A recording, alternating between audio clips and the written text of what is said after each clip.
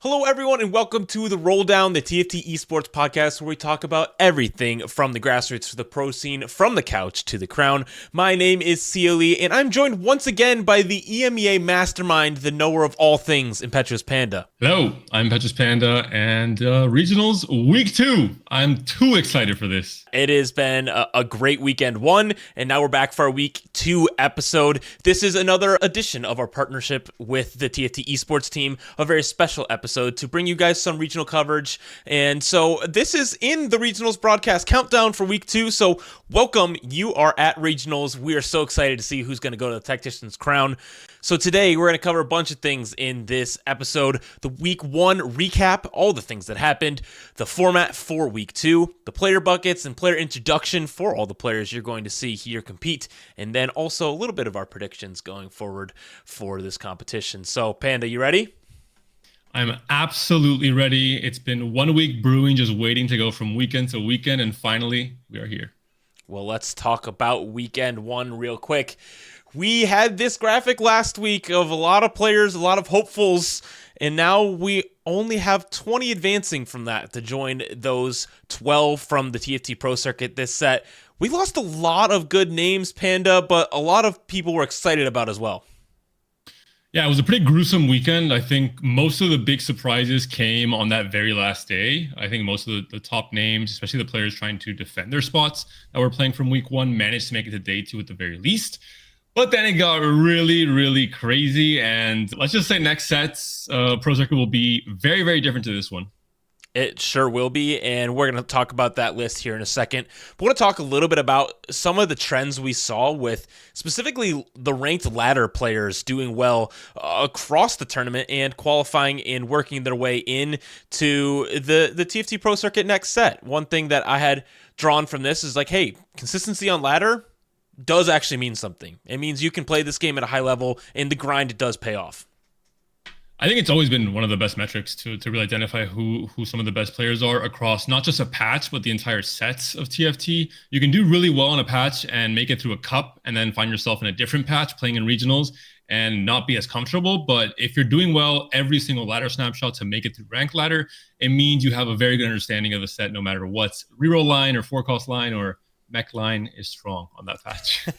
Well, we can talk a little bit about that as well, because we did see a B patch. But before we move on, let's talk about some of the journeys that happened. I know these numbers are a little small on your guys' screen, but it helps tell a story of what exactly happened, because each of these points represents a game in which a story has been told. So I want to start real quick just at the top, giving flowers to our players that did really well to make it into that top 8 cut. Specifically focusing on Tartaman, dropping 50 points over 8 games. He absolutely crushed it. Yeah, really insane performance coming from the plains as well. So I think he really understood the pressure he was under to perform at a good level. He's someone that's been to top 16 attack round the last set as well. So he knows what it feels like to be at the very top. And now he had to climb from the very bottom to make it back. And he put in the work. An absolute, gorgeous 50 bomb.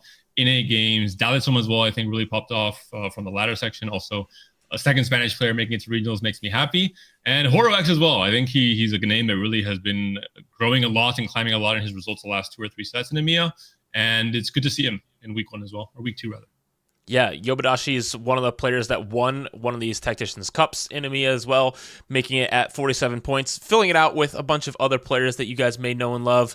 But let's talk a little bit about some of that day 2 journey of the big comebacks. We talked a little bit in the format section last time about how the format would allow for big comebacks to happen because there was aggressive cuts to the top to people to advance, but not from the bottom.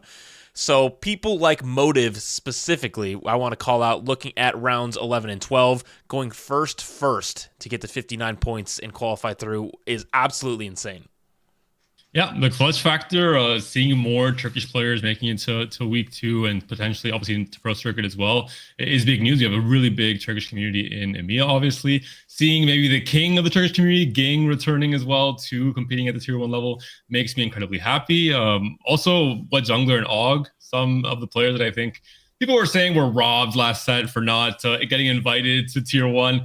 They earned their spot back, and I'm really happy to see these legendary names competing as well.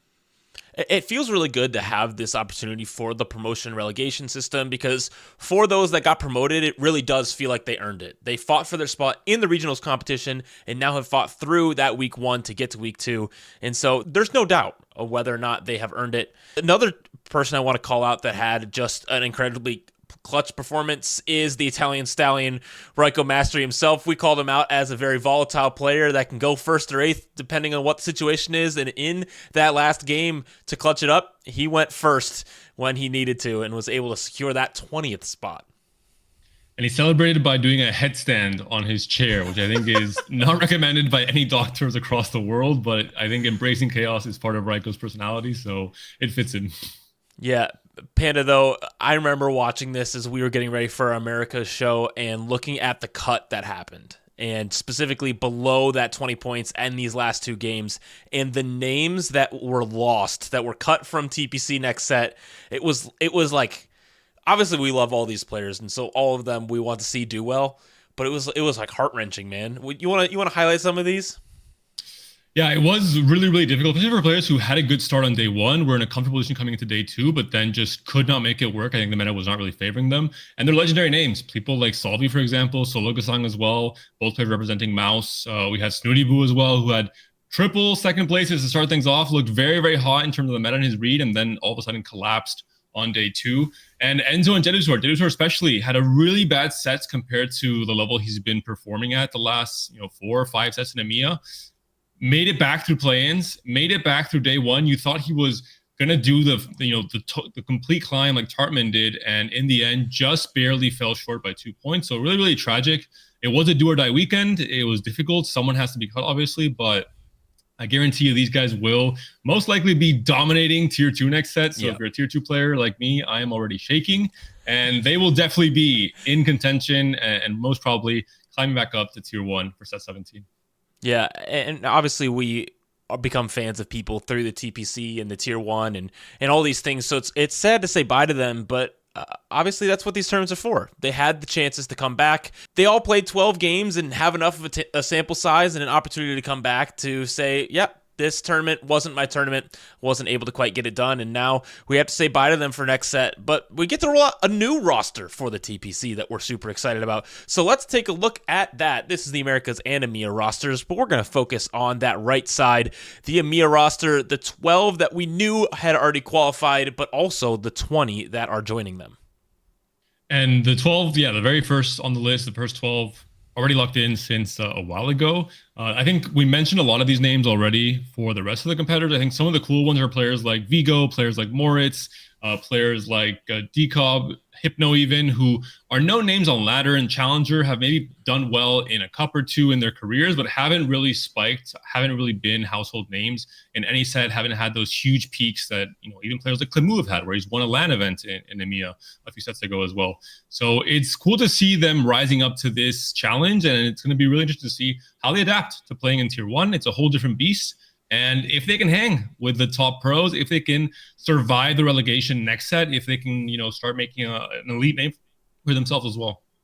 Yeah, and one of the most interesting parts about the tier 1 circuit is the requirement to stream, right? Is some of these players, they don't have a big platform. They've just quietly grinded in the background, and now they're gonna have to stream for every TPC tournament and be able to put themselves out there and maybe even make that name for themselves through the TPC and secure Tactician's crown slots easier, already guaranteeing being in regionals next set. This is a big deal. This is what week one was for. There's two things we've talked about that people were playing for through the regional finals. One was for the TFT Pro Circuit set, and the second thing was for Tactician's crown slots. And that's what this weekend is all about. Let's take a look, though. This is the competitive roadmap that we've looked at a few times, but now it's a little simple because we only have a few things left. We are now at week 2. We have 32 players left. All of these players have qualified for the TFT Pro Circuit in set 16, and now their eyes are set on the Tactician's crown. We'll be sending 6 more of these players to the Tactician's crown, and it's going to be an absolute celebration when they make it, because that has been everyone's goal. And because the field is the same for this week 2 of regionals and next set's pro circuit, it's already going to be an interesting preview, obviously in a completely different set, but a preview into what set 16 pro circuit might look like, who some of the favorites might be, how these newcomers can hang, and if they feel the pressure, if they feel all of a sudden that the lobby tempo or just the level of play is very different. So I'm really curious to see how this first tournament shakes out. Absolutely, me too. But let's see how the first tournament for this TPC next set will play out, because the format is different than last week, but maybe not as aggressive, maybe a little bit more forgiving. Week 1, day 1, 32 players enter. We've looked at them all. They'll play 6 games on this day 1. This will start on Friday. This is the show you're about to watch, and at the end of that day, 24 will advance to day 2, with the bottom 8 being eliminated. So 24 enter day 2. They'll play 2 games. Then we'll have a bottom 8 eliminated once again. So more aggressive cuts from the bottom, but the top players still having a lot to play for. 16 players will be left after 8 games. They'll play 2 more games, and then after that, we'll have our first 4 players advancing to the regional finals. The day 3. And the biggest difference with week 2 to week 1 is the fact that there is not going to be a cut up from the top in these first 2 games. It's only going to be from the bottom. So players who enter day 2 behind on points, they have to play very aggressive. They only have 2 games of leeway instead of 4. After those 2 games, 4 will be advanced, 4 will be eliminated, 8 players will be left, and that will be a final 2 games to show who will be in the final lobby for our regional finals here in EMEA. And this format is a little bit simpler because you have 8 players. We're going to play a bunch of games, and we're going to send 6 of them to the Tactician's crown. 8 players enter, 6 games happen, no shuffling, same lobby the whole time. Get to see some fun lobby meta shake up, and then afterwards 6 will advance to the Tactician's crown. Panda, this finals is, 1, incredibly exciting if you can get ahead, but if you're fighting from behind and you're one of the 2 players that gets left out, it doesn't feel great. Yeah, it's going to be really hard. I think the micro meta, how it develops, and the complexion of the lobby itself, with what 8 players qualify and where their strengths are at in terms of, different comps, different game plans, is going to be really interesting. Obviously, it's for some players, this is the real stake. This is the real ambition of their set. The elite of the elites who expect to be at regionals week 2, who expect to make it to day 3. This is their real goal, making it to TAC crown. 3 players already have a ticket because they won the TPC events throughout this set, but a whole host of other tier 1, absolutely elite players who are, in some cases, used to making it to TAC crown. This is the point they're fighting for. So It's going to be really exciting to see what players end up making it to final lobby.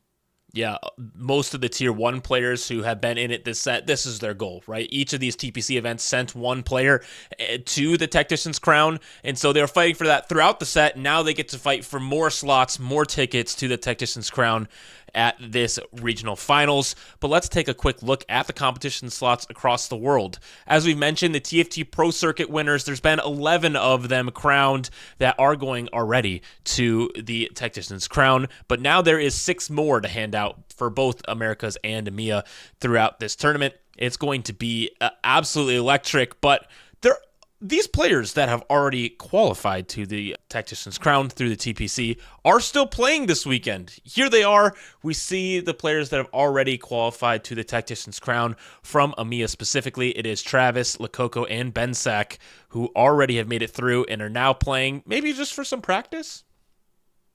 Yeah, pretty elite list from EMEA specifically. Bensak made it for his first TAC crown last set, so making it back-to-back means he's just in really good form. His current form is definitely on his peak of his career. Lakoko, I think no introductions or words needed. He has been, alongside Double, I think, the GOAT of EMEA. At least in the modern history of TFT is definitely, I would say, very comparable to Double. And Travis making his debut in the attack round stage is going to be really exciting to see. He's won 3 LAN events, but never an online tournament until the TPC event, the first one, Battle Academia Cup. So excited he has his chance. He missed in set 9 by just a few positions. He was in final lobby, but as you mentioned, he was one of those players in 7th and 8th that didn't earn a spot. So the redemption is huge, and I think he definitely won't squander the opportunity. Yeah, I think all of these players that have already qualified across the globe are looking to take advantage of their qualifying through the TPC and be able to make a statement there. They can enter this weekend knowing that they've already qualified and really just show up, play like themselves. Again, get some good practice in, especially at this format, prove that they are one of the best in the world, and then continue that at the Tactician's Crown stage. But Panda, let's talk a little bit about the players that are playing this weekend. We're going to do some more player buckets this week to help us understand where people are at entering this weekend, what we expect from them, and who you as viewers should be rooting for as underdogs, as favorites. You guys can follow along with us here, and might as well continue talking about some of our players that are on that victory lap, because they're not playing for too much. We haven't seen them perform on this patch. That's the big, or I guess it's a B patch now, so it might be a bit different anyway. But I'm curious to see if they have been keeping sharp with scrims and if they're on top form in terms of, putting in the reps across the last 2 patches, because we haven't had a tournament for these 3 players in a while now. So that's my only concern around these 3 players. I think they all deserve their spot at TechRun already, and I think they'll do big things. Maybe I think 1 or 2 might even make final lobby, just because how strong they've seen this set. But my biggest question mark is around their current form, if they've slacked off or if they're still, putting in the work these last few weeks. And I do think that for these players, they're not playing for Tactician's Crown slots, but the regional finals title is absolutely something that they all want. And it's something that's worth playing for. And so I am sure that they will all give it their best, and they want to stay prepared as much as possible for the Tactician's Crown. So not falling behind makes a lot of sense. But again, not too much more to share behind these guys, because they're having fun. They get to play a little bit more free. That's definitely the place that they want to be. But these next group of players are the players that I look at and say, all right, they can play free because they're really good at TFT, but these are the players that really are fighting for those slots to the Tactician's Crown, and if they don't make it, they're going to be disappointed. I think the story is always going to revolve around Double in this category, because he is just the perennial favorites. More so specifically this set, because he made it to 3 final lobbies. He didn't win a single cup, but he was also not distinguished or rewarded for this consistency due with the way the format shaked out for this first Pro Circuit. I'm not sure that'll change in the future.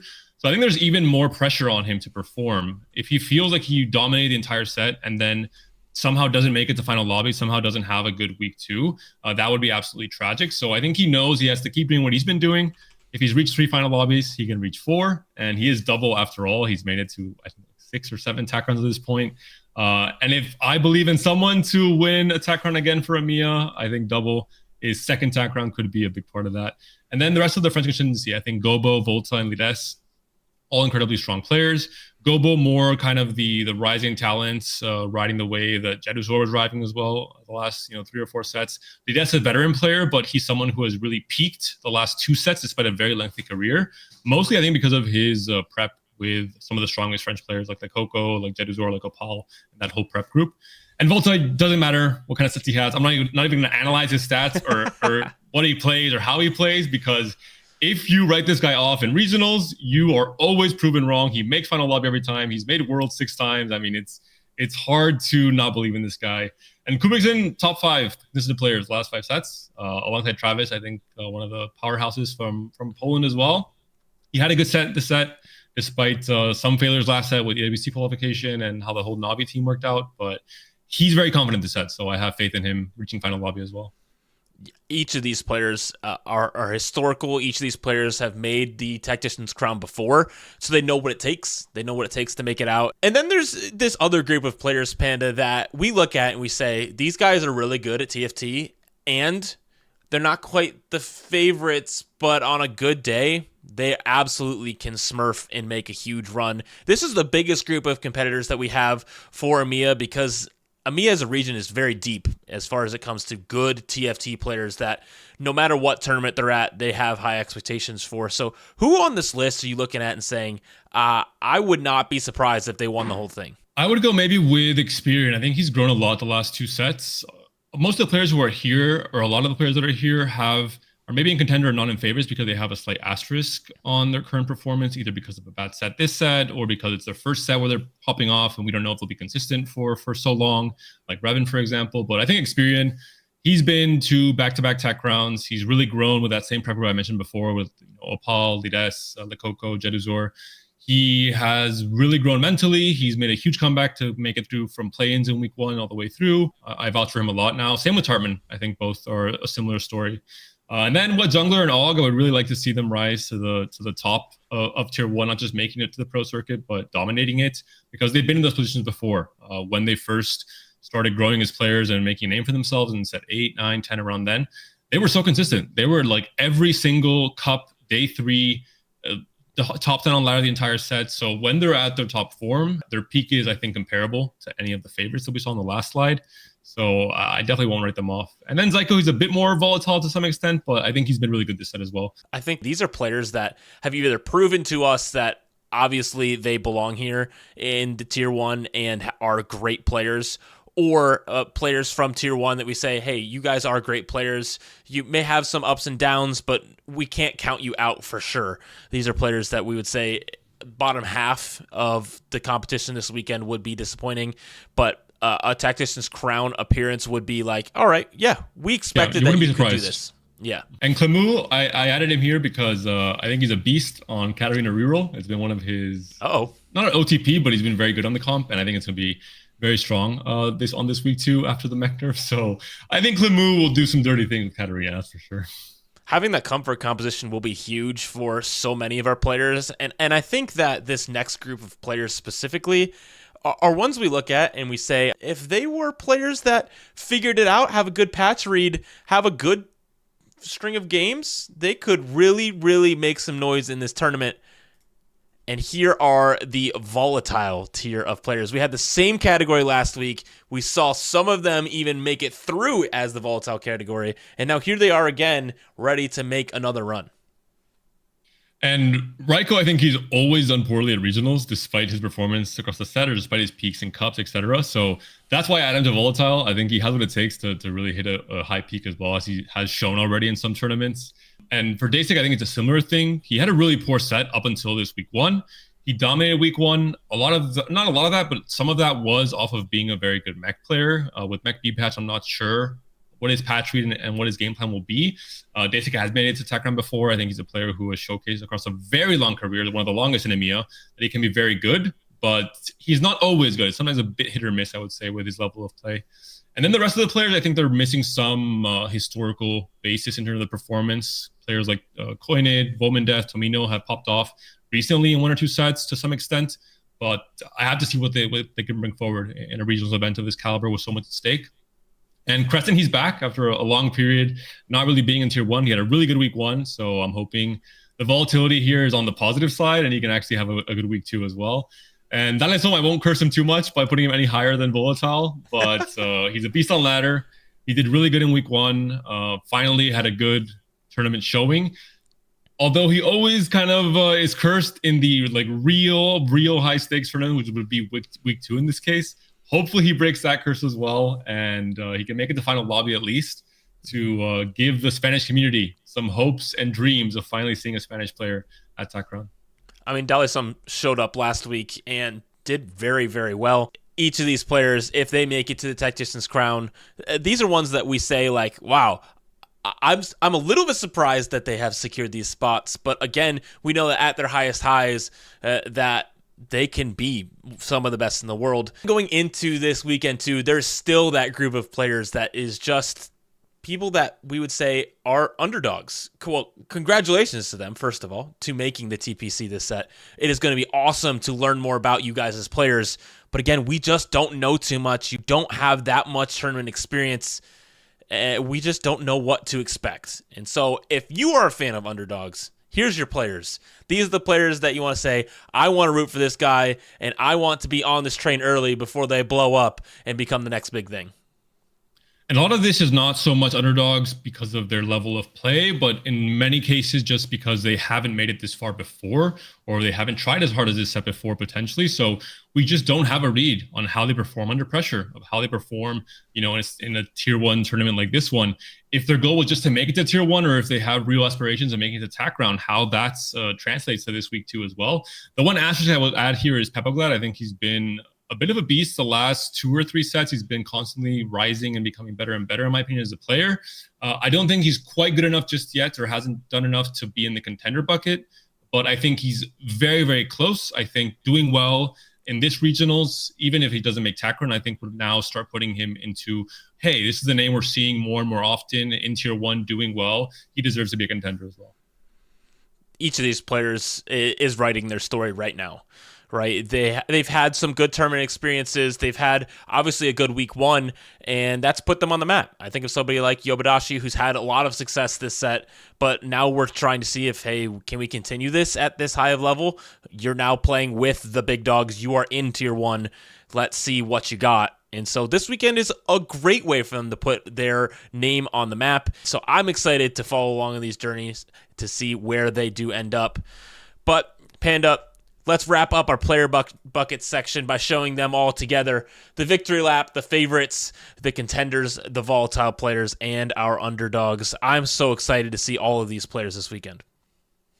I'm super pumped to see level of play. I think everyone breathes some amount of relief of just being in Pro Circuit next set already. I think last week was a bit more stressful for some of these competitors for those reasons.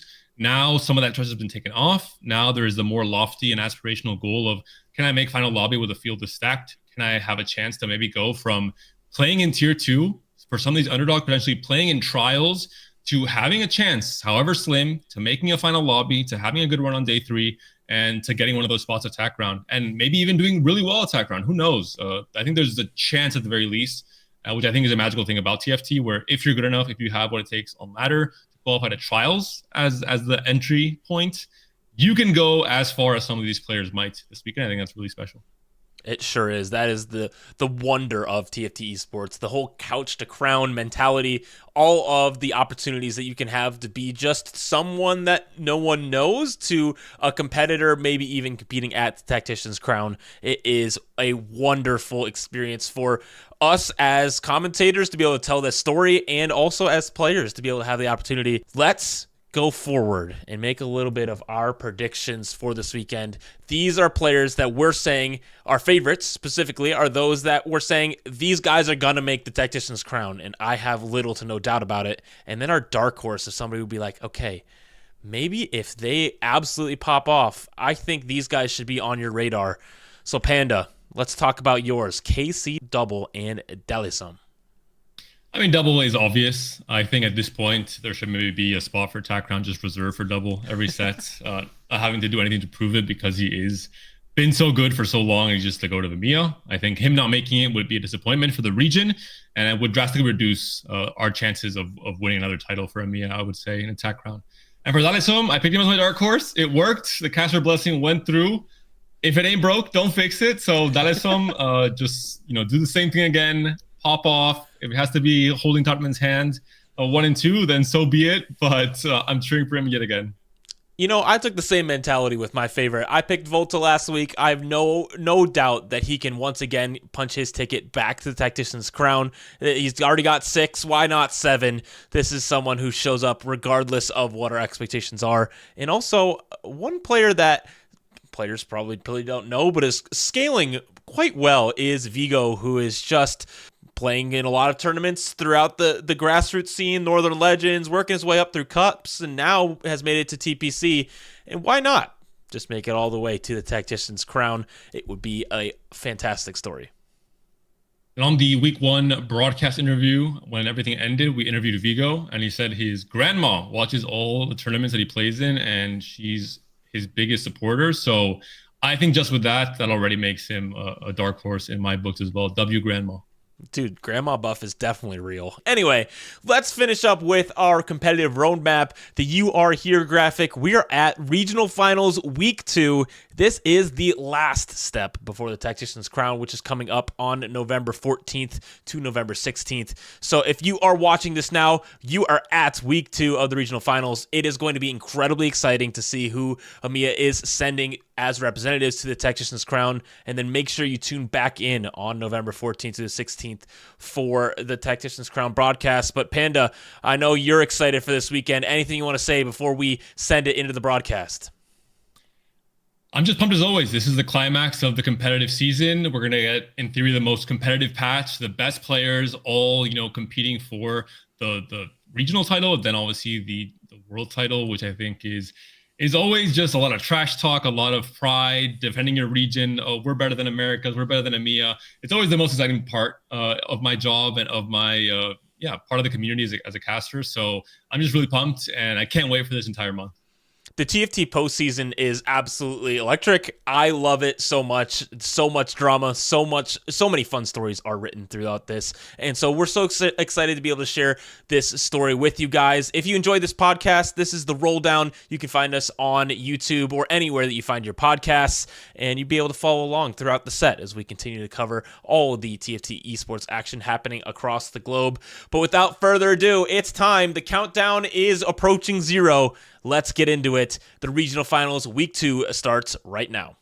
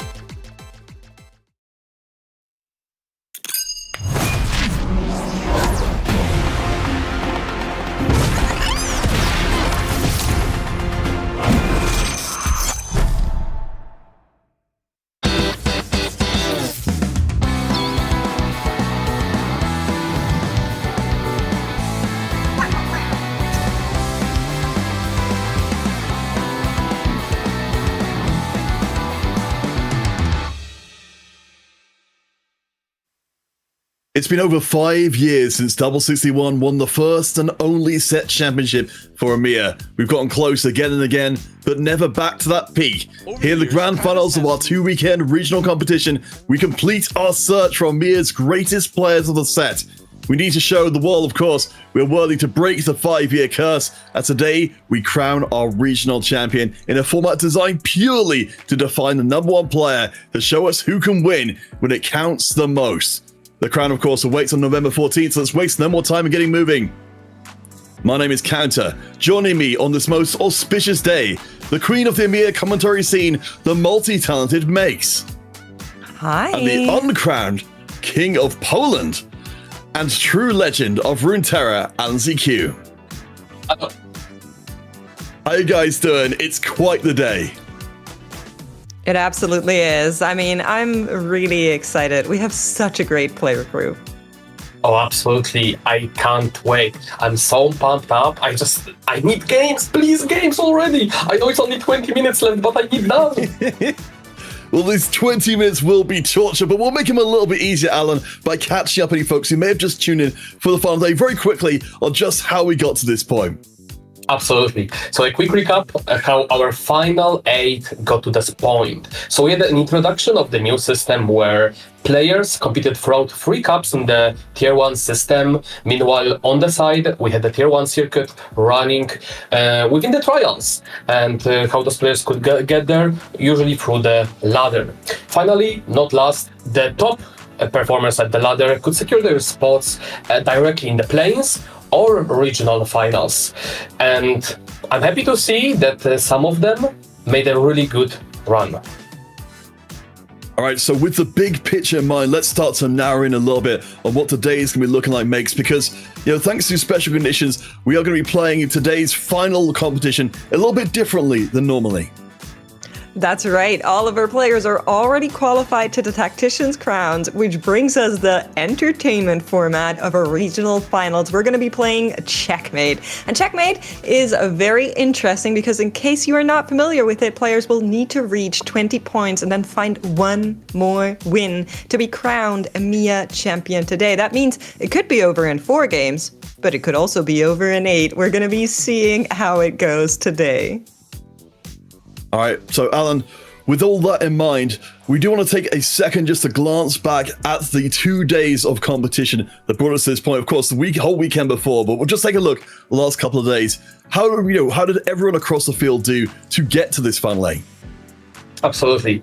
We have 32 players coming through, again, different systems. Some of them came from ladder, some of them came through the cup, some of them are coming from the trials, but they show quite a performance. I have to highlight players like King that did really good deep run, unfortunately didn't make it through. We had Coinit, who had finally a showcase what he can do when he gets there. Missed twice, not once but twice, the regionals by 1 point, finally breaking through. And also we cannot skip the Bensak, who barely missed the final lobby, however will be the part of the final 9 at the Tactician crown.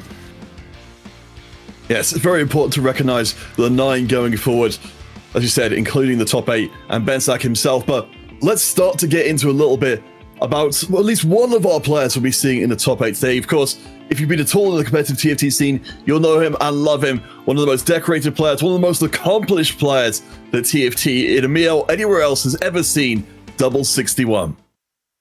Consistency is everything in TFT, and nobody embodies that better than Double 61. From being crowned the first ever world champion back in Set 3 to dominating the debut pro circuit season 4 years later, Double's legacy is one of unmatched longevity and dominance. Throughout Set 15, Double's plan for success revolved around mastering the Star Guardians, a line he played in nearly half of his pro circuit games, averaging an insane 86% top 4 rate. Double perfectly leveraged the early game strength of Star Guardians to consistently land in the top 4, while also understanding the key conditions and units to flex around in the late game to be able to play for the win out. This approach has led to 3 final lobby placements in the set, narrowly missing direct qualification to the Tactician's crown after a nail-biting loss in the final game against Bensak. This This weekend marks Double 61's 13th regional finals, an unmatched record as he becomes the only player to have never missed a regional finals. For a player of doubles caliber, this will just be another stepping stone in his journey. 4 years after doubles' first title, his mission remains the same: to lift the crown once more.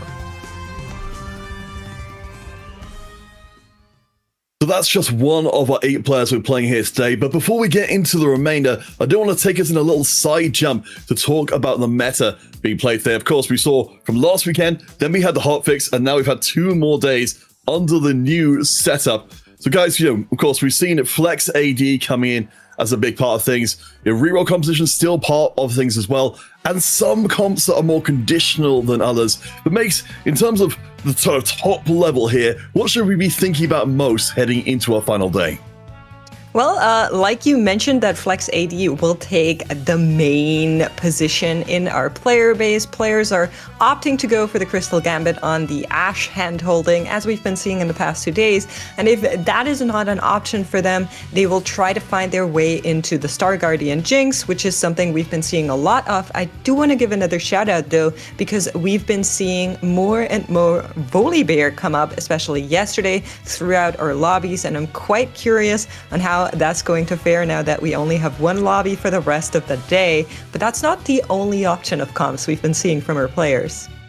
Absolutely. And we cannot forget there are some conditionals comps where they are based on your either giga streak, like let's say win streak, your augments, or just straight up items, which is usually just a matter of the artifact enabling, such as Malzahar going off the Blighted Jewel, Akali of the Downcore, Crew going off that Malphite picked up from the War of the Wait, which we've seen quite often throughout the weekend. But we have also some comps as Soul Fighters, which are solid for top 4, played off the tempo, but not very good for winning, as you see on the screen. But the comp that was fairly avoided was Prodigy Battle Academia, because again, when you are looking at the above 5-0 average, you should be probably trying to stay away from the comp.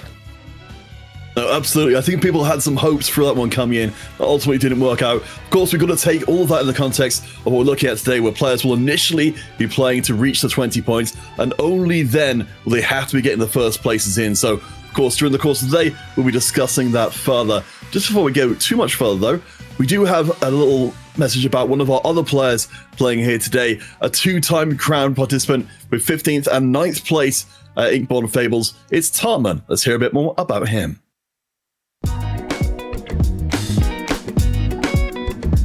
I'm Tartman. I'm coming from Paris, and I'm 33 years old. I discovered TFT when it got launched with my brother and some friends, and I enjoy it since the beginning. There are good things and bad things about this new system. I really like the fact that even if you finish dead last like I did, you grab a little money, because in my opinion that's the way you can make the scene more professional. I think like every player works a lot, even if we finish dead last, we train, so that's one of the really good things about the circuit, in my opinion. My main goal of the season was like just to stay in the TPC, because it's important to be in, but my main objective of the end of the year is Paris. I'm from Paris. I want to be good at this tournament, so if I have to go dead last at regionals and I'm winning Paris, like I seen right now. A shout out to my study group, obviously. It's kind of sad that we lost Jelusa from Tier 1, but I'm sure that he will come back, because he is one of the best players in the world. So he's definitely one of the 32 best players in EMEA, and we're back fast. And shout out to Mios, obviously, my team that has been supporting me for more than 2 years now, and I'm really glad to be part of this organization that treats us really well, and way better than most other teams. Comments like so many other players from before, spending so much time of the interviews talking about other players who they've got great affection for. But let's bring us back out to the big picture again. Of course, the Tactician's crown is coming up on November 14th. And Alan, could you just run us through again the full contingent we'll be sending there? Hell yeah. So this is gonna be the lineup you're gonna see we are sending to represent EMEA. 8 regional finalists with the addition of the Benzak, who got his spot secured throughout the cup, who will gather alongside America in Alicante for the first time ever being played from one place. But hey, Makes, when can we witness this historic moment? Absolutely, I'll tell you. Tune in from November 14th to 16th to witness EMEA's domination over the global field at the Tactician's Crown. Don't miss it for the world. And if you want to know more about it, check out riot.com/Tactician's Crown as our fighters are going to be battling it out with the other regions. All right, but let's take a look at the battle for today then. Of course, as we were saying before, we're kind of representing with our Tacticians Crown participants at least the vast majority of the players playing here today. But I want us to try and break down in a little bit more detail about what we're looking at overall, with our folks overall. Alan, what do you make of our Final 8 who will be playing today for the title of Regional Champion? Oh, this is a tough one. But when we are looking at this Final 8, we have some players who are big win-out players we've seen throughout this week 2, and we have some players who are solely playing for top 8. But I've been mostly impressed by Travis so far, picking up so many Ws and finally living up to the ego he had before, being an OG from set 1, slowly climbing out throughout the set. Finally, I think he's reaching his final form. Yeah, we've got an incredibly stacked roster overall, honestly. I think, outside of Tamino being one of the newer bloods on the scene, it's just, a real who's who. But, Makes, anyone which you want to particularly call out here from our list? Of course, because there's only one player on this set of 8 that wasn't already part of a pro circuit, and that is Wet Jungler, one of the best players that wasn't in the TPC now, of course, punched his ticket there, and I want to talk about him just a little bit more, if you will endure it. Wet Jungler is a player that has made his stamp on the competitive field already very early with a 2nd place on the global competition stage. After that, wasn't really able to claw his way back to a similar competitive success, but he is going to be back. And I think what would be more fun to come back to the global stage after having a 2nd place is coming back with an EMEA champion title under his belt, and I think he can absolutely do it. Even though he himself says he's not the best at capping out boards, I know he can.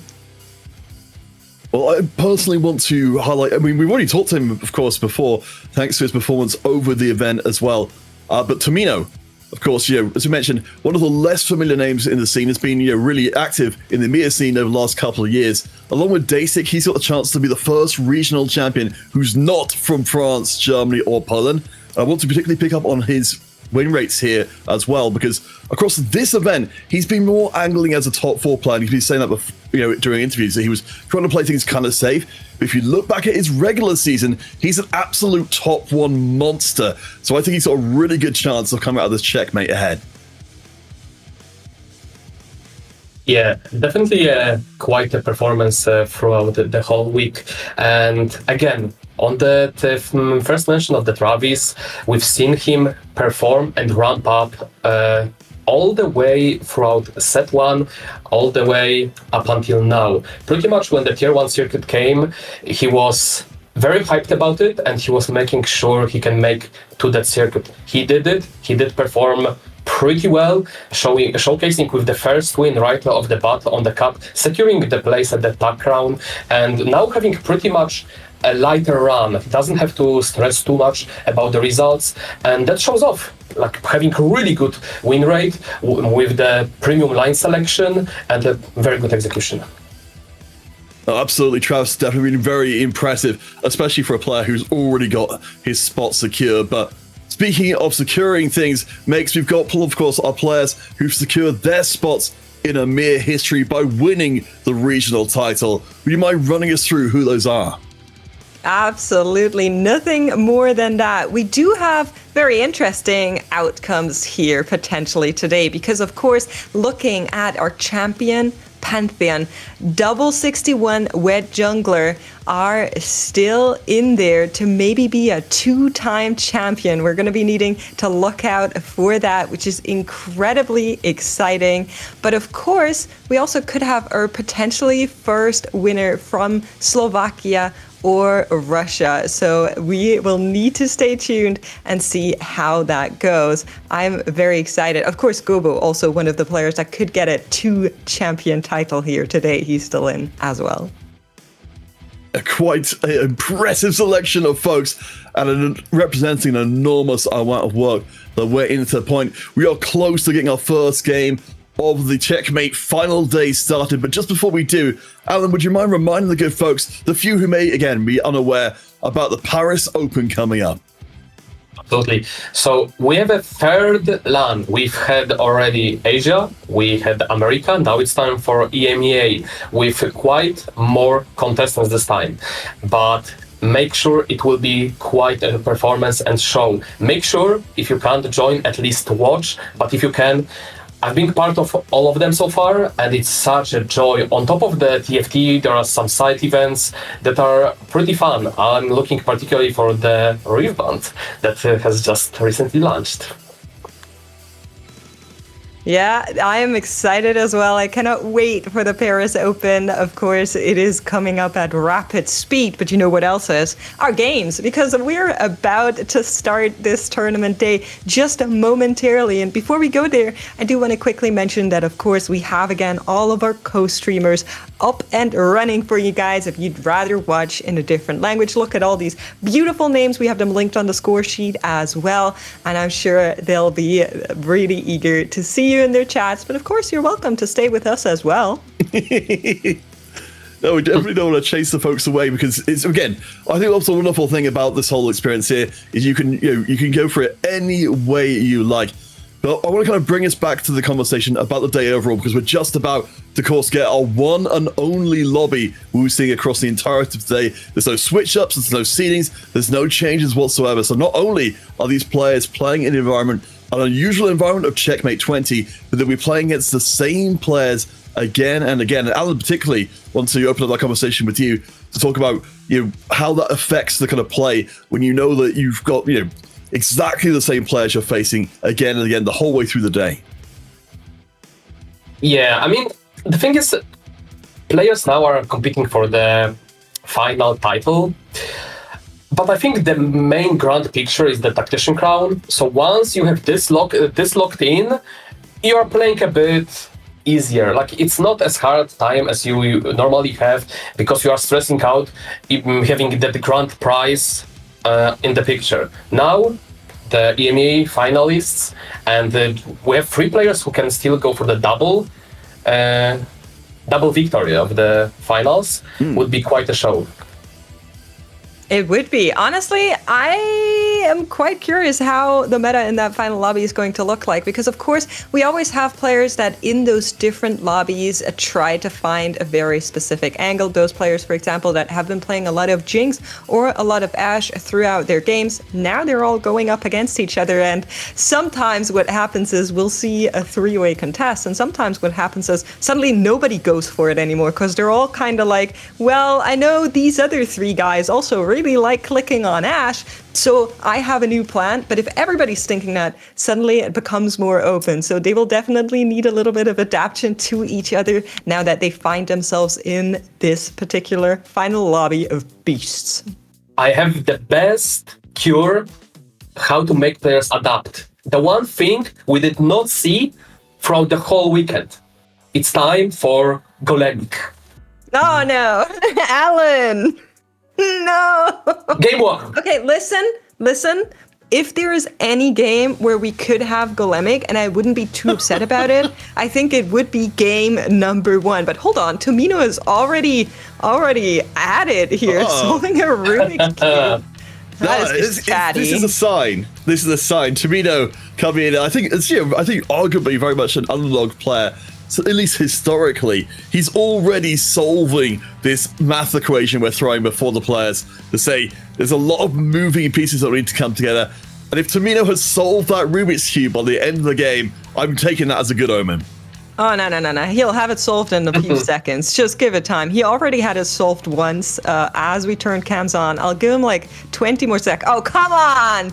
Game has launched. We've got game one ready. Impetuous Panda, Barry Bannon, bring us in. Thank you very much, Counterfeits. First game of regional finals is ready to go for set 15. All of our players already qualified for TAC round, but still, regional pride, the chance to become a EMEA champion at stake. I'm Impetuous Panda, joined by Barry for the very first game. And Barry, how has the meta developed up until this day 3? What are you expecting for players to commit to in this first game?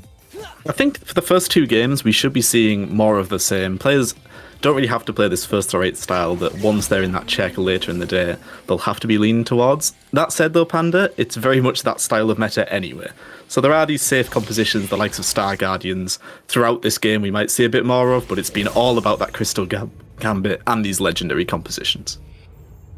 I think the default game plan for most of our competitors throughout this weekend has been AD Flex to some extent. Either, most cases, I think Fast 8 into Star Guardian, as you're mentioning, or Ashe with some reroll mixed in and some Edgelord mixed in, for example, as well, either on the 4 or 6 Edgelord variations or like Mentor Mech even, with Volibear being a big part of that rise in terms of not really being a playable primary carry throughout most of the set, but that has completely changed this weekend.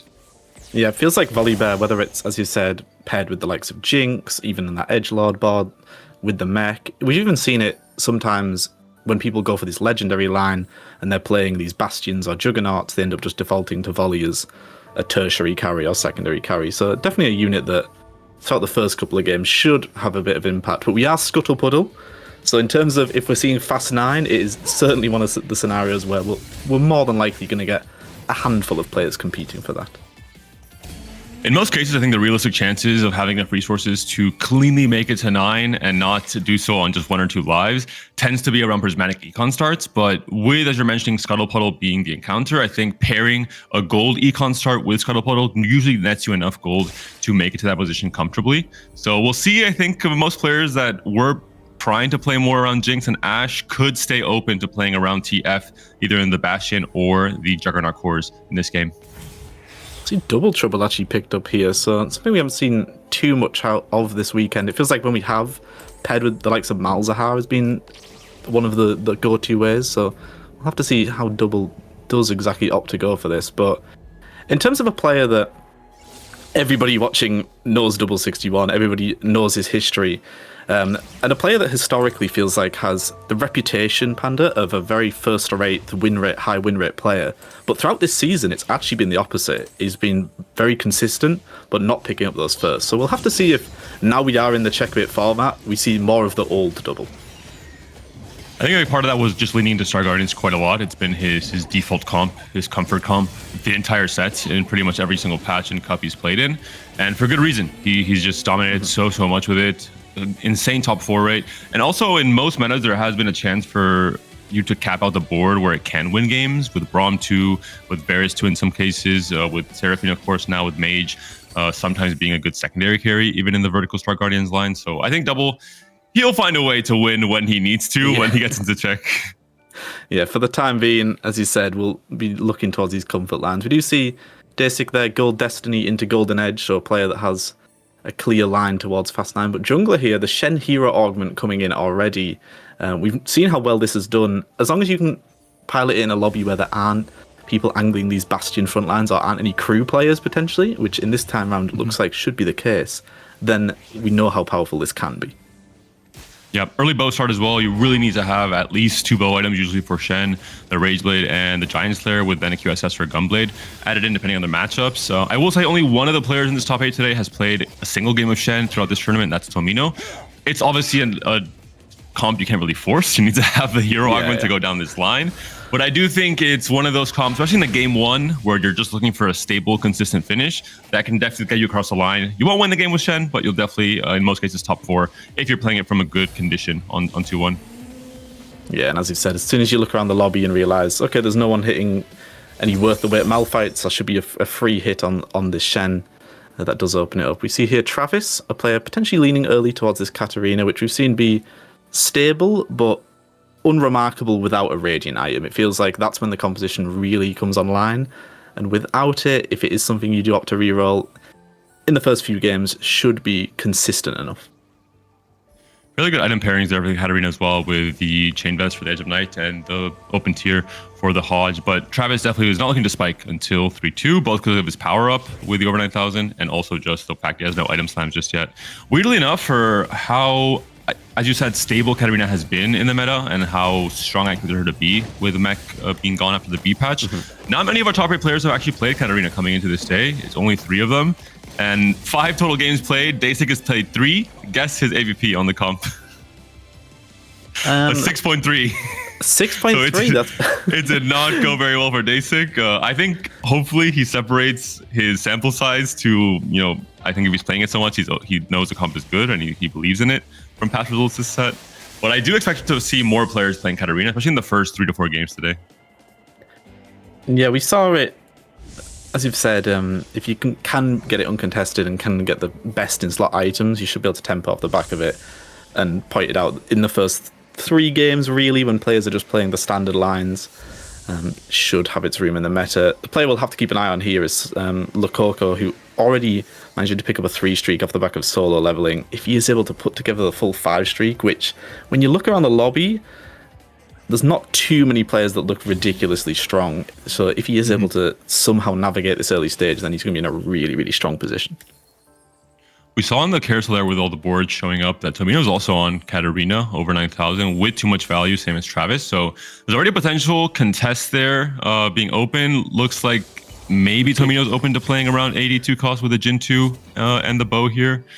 But we'll see which of these 2 players is going to stand their ground and who is going to be the one pivoting off. Well, the slam indicates that it will not be Tomino pivoting off, and when you actually do see the Janna pair and the Kabuko picked up as well, you did even have the possibility to potentially go for that Mentor Janna line, but going, no, I'm the player that's angling Katarina, you can get out the way, and asserting a little bit of dominance with this slam. And if you do go contest on this line, I'm sure the rest of the lobby will be happy to see that. So we'll have to be pivoted out from one of the players, and Tomino, not the one that's going to be doing so. We did mention Checkmate, I think, as a format, it almost persuades you to grief other players. You kind of have to adopt this kind of mentality if you want to succeed, depending on the situation, especially after 3, 4, 5 games.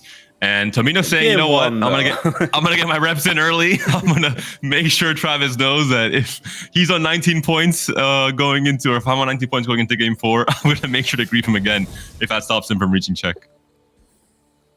We've seen the Katarina perform quite well with the once you get to the point where you have the likes of Yuumi as a secondary carry. If you get the +1 Xe and can enable that Yuumi, you don't need to necessarily get the likes of Rise on the board. That's when it does have quite a bit of success. We do check in here with Gobo. One of our players is on that full streak. On the back of Patience, Epoch it is there, sorry, on the other side. So using it to tempo, but should still have a good angle towards his fast 9. And on the flip side, doubles board, we're seeing there the double trouble. This has been one of the biggest, I think, meta revelations of this weekend, has been the Malzahar reroll with double trouble paired with either Rammus, 2 copies of Rammus or 2 copies of Nico as your main tank. I think, Clement, we saw the global stats for all the different regionals, and in 30 Malzahar reroll games, 13 of them were double trouble variation. It had like a 3.0 AVP, so it really seems to be a very conditional line. You have to only play it from this gold augments, but an incredibly strong line if you know how to execute on this new tech.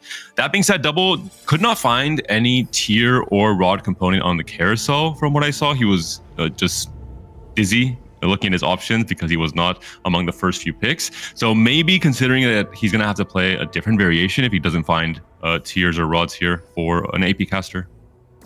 At least does have the 2 copies of Smolder, so, which obviously can just be turned into Rammus, does have a Malzahar, so if the components fall nicely, then he should be in a really comfortable spot. But we'll just have to see if he really needs a tier to come through. I mean, he could still lean towards it, but as you said, without getting a tier there, Panda does feel certainly a lot more of a rough spot to be in.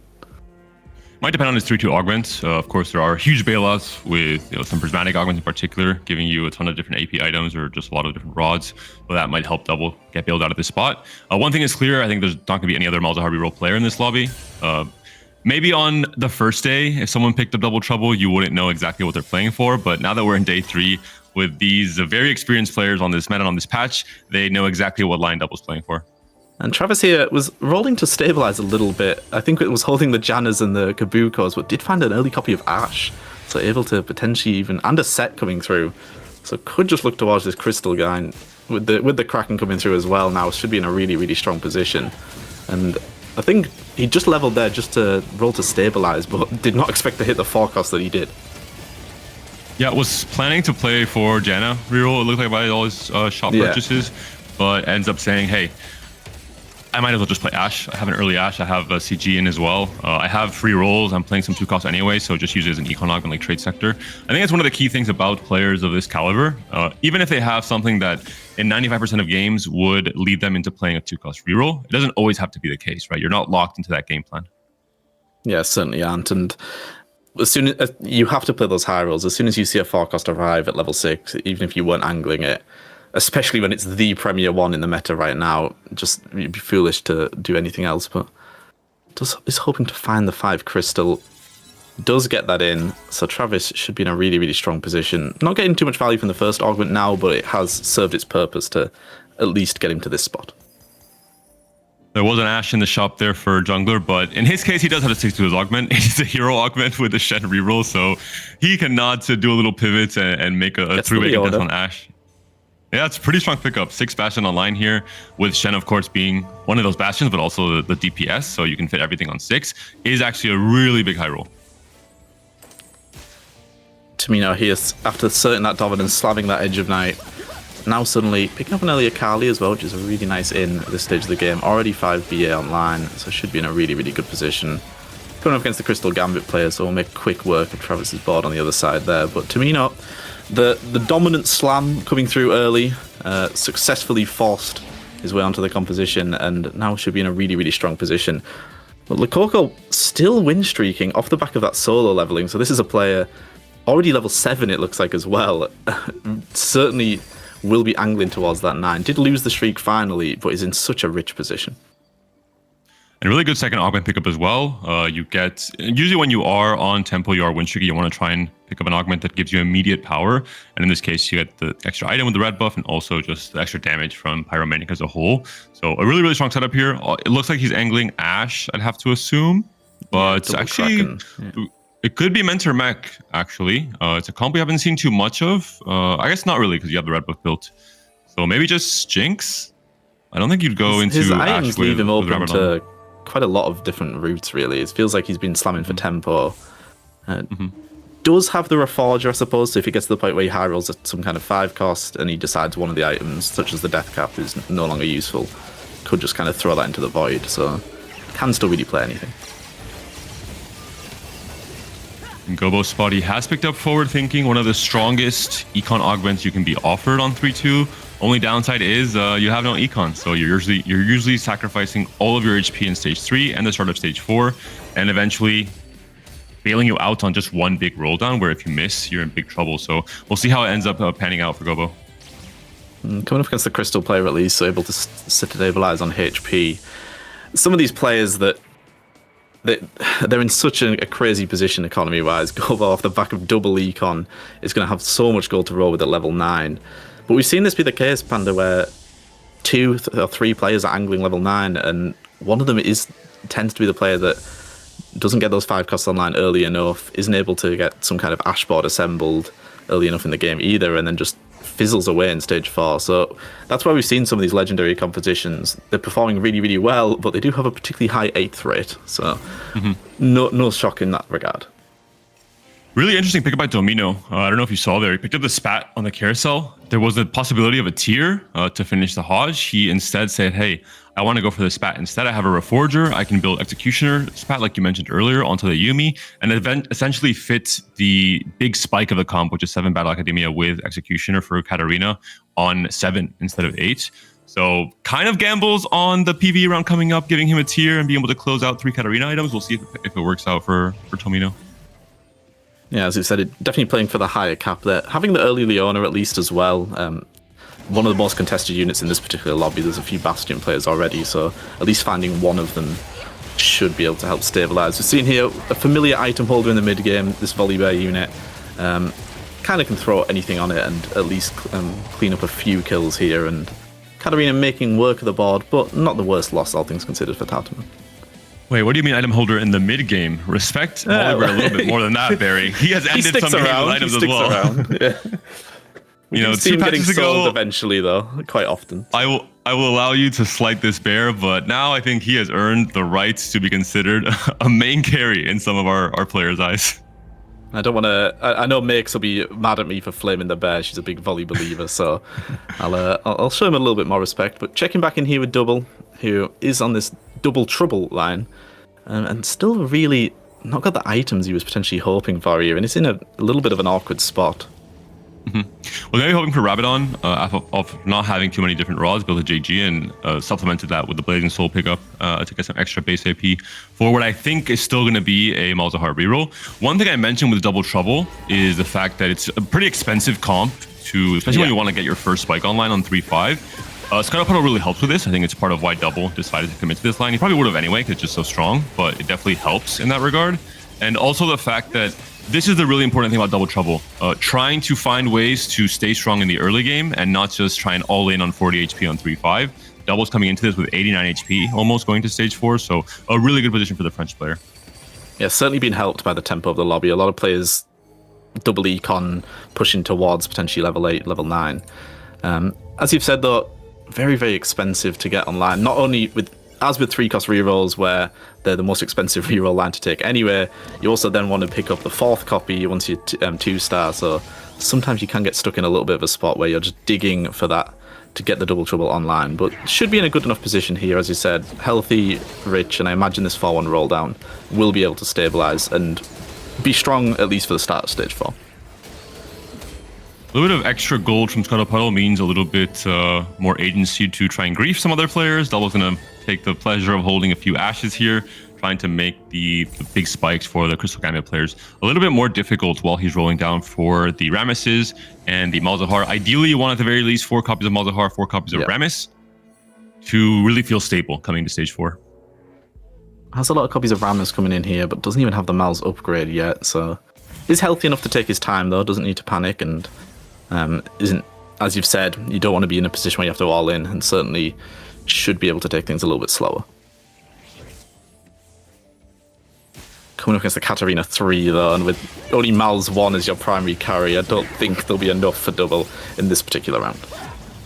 And I really like now, in hindsight, the pickup of the spatula from Tomino, especially on Scuttle Puddle, right? You need to find a way to make this Katarina comp have a bit of a higher cap than it would otherwise, because I think there's just so much more resources you won't be able to make use of once you hit your Katarina 3 and you push 8. So this is definitely one way to do it. Even we might see Tomino eventually push to something like level 9 and fit in 4 execution, which I think is a much bigger spike than from 2 to 3. Yeah, and it certainly feels like, touched on before, the enablers for that composition. Radiant Katarina performs really, really well, but then also the execution of Yumi makes it a viable carry. We do check in here with Travis, though, who was one of our players on the Crystal Gambit line, a forward-thinking player here as well in Gobo. So there's a big few turns here for our Fast 9s, Panda. They do or die for some of them. If a couple of these players low roll, they could be facing down the barrel of an 8. That's right. We're seeing now the roll down here for Gobo, who has gone 9. Did find a Yone pair, but unfortunately, Yone is Yone. So we're looking for, oh no, we talked about the Kaisa bait yesterday, and now it's the Yone bait, but it is RFC Yone. Maybe this changes my mind. There's a lack of upgrades elsewhere on the board, though, noticeably. So yes, this Yone will be able to put up a lot of damage, but doesn't really have the sustain, and the front line is going to get melted pretty easily. For the time being, though, against these reroll boards that haven't spiked yet, maybe for the next couple of rounds, Gobo, off the back of the Yone alone, will be able to stabilize and then can at least upgrade 1 or 2 frontliners. We mentioned the kind of binary nature of forward thinking once you commit your entire roll down. I guess Gobo did save a few lives in stage 3. He's only going to be at 40 HP now, which is fairly healthy for this position. But we don't see a single TF. We don't see most of the real 5-cost you were hoping to build around and play around after this roll down. So we'll see how Gobo bounces back. Maybe the carousel can help him as well. There's a Braum. Strange world of TFT we live in, where a week ago, finding the Yone high rolls that's the perfect unit. That's the game wrapped up. And now it's it's good, but is it good? It's very expensive. Will it be able to stabilize him? I think. Wait, it was a perfect unit, but not because of Yone himself. Just because just finding the Yone was the dream. But we do see here Tatman still carrying this volley bear, 5 copies of the volley, so leaving himself open there to potentially dual carrying, if that is the case. If you're not able to put together any backline carries while angling towards this edgelord juggernaut line, then potentially double volley will serve its purpose. And one of the great things about slightly underplayed 4 costs, I'm not saying Volibear is the best example right now, is that there are cases where you can just go for the 3-star, right? In terms of finding a win condition that other players might not expect. It was the case with Yuumi last week, for example, and maybe even this week. Some interesting 5 costs coming in the carousel here. 2 maybe more sought after in almost any lobby, and we do see instantly picked up there both by Jungler and Travis. Travis getting a tier as well, so one of the best items on top of Braum. Able to splash it into that Crystal Gambit board, has little buddies as well, which is so powerful when you get to this stage. So there's a couple of players that are on the verge of hitting a point of no return, and the rest of the lobby will just be hoping for these next few rounds they're able to put some damage down onto them while they are a little bit weak. Bit of a punish for Gobo as well, winning these last 2 fights. The HP total was very, very close, but he was 3rd pick, so could not get access to any of those 5 costs that he would have loved with his current Fast 9 game plan. 6 Volibears now online for Tartman. If we're talking about being sneaky, trying to get a 3-star 4 cost, I think Volibear is not the best example. This bear is usually very loud in combat in terms of jumping into your backline and scratching at your units and being very disruptive overall. Do you see here, Jungler finally getting that Shen 3 online, does have the Xin 3 as well in the front line, so would have liked to hit this a little bit earlier, though. It feels like with the 2-cost rerollers especially, you do want to be able to be strong, especially at the start of stage 4, when you know some of these Crystal Gambit and Legendary boards are coming online. Jungler here, going to be stuck level 6 for quite a while and doesn't really have a lot of HP to work with, so good matchup here, though, coming up against one of the players that is yet to spike, so able to pick up a nice, easy win. And this is really smart from Daysik.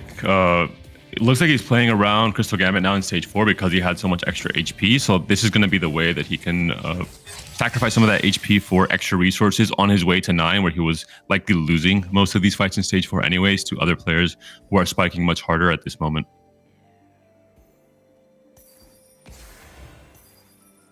Finally finding a copy of Yuumi, which was one of the things he was missing for this board, but doesn't yet have the items, so we'll just be leaving the +1 Xe on top of that Caitlyn. Hopefully can snipe a backliner with it, but we're seeing the problem with Katarina, even though was strong early, hit fairly quickly, now 3 losses, and this comp isn't going to be scaling as well as a lot of the other boards in this particular lobby. We are seeing 2 of our rerollers who desperately need a win now, Panda, coming head to head. And I'm starting to see maybe the problem why is Katarina is going to sacrifice some of that cap. Forced to pick up Pandora's items on 4-2. Definitely not the best value augment pickup at that point in time, unless you're very desperate to finish your best in slot, which Tomino might have been if he didn't find a tier on the PV round because he picked up a spat in the stage 3 carousel. So it came back to bite him, I have to assume, just a little bit. And it's going to be hard, I think, from this position in particular to end up top 4 for Tomino. The big strength of Katarina is dominating stage 3, dominating stage 4 when you respike by hitting Katarina 3, and kind of thriving on those very weak front lines that are not quite stable yet, but then usually losing stage 5 unless your Max Arcana over 9,000 has put in a lot of work to scale you into the late game. Checking in here with Double, our player that was on this Double Trouble Malzahar line, finally got the 2-star Malzes at least, is sitting on 50 gold, so still hasn't rolled deep. Sitting pretty healthy as well. The HP standings in the lobby are quite tight together, so every round win is massive, but Double here, some big hits coming through, and we'll be doing a big roll down, potentially about to really spike this board. Sanjay 2 is also big. Nico 3 as well, just a lot. Even extra econ if you're not going to play the 2 Nicos, so you can sell this next Nico you get from Double Trouble, so pretty big news. There's a Malzahar. Double has now hit everything. This is the max cap of this board, just in time for that stage 5 start. Yeah, getting even the bonuses, as you've said, the likes of Nico and Cassante coming through, and it's something you wouldn't necessarily be aiming to hit at this point, but able to come online. Not what Tomino wants to see loading in on the other side. But for Double, doesn't have his items down just yet. He wanted the tier, missed on both of these anvils, forced to slam the adaptive instead onto the Malzahar, which is not necessarily BIS for the DPS the Malzahar 3 can dish out. Nearly enough, just enough there to put down against Tomino. The item slams had to come through in time there. Everything came through just in time for double, but as he said, not the items he was hoping for, but able to pick up a massive win here. As we do check in here with our, not double trouble, but double volley board coming in from, maybe not what he was angling at the start of the game, but you've got to play what you hit, Panda, and unfortunately for Tartaman, not the most reliable source of damage having these two volley bears, neither of them with the best items, and now just in a position where he's just trying to scrape together at least one more win to gain a position.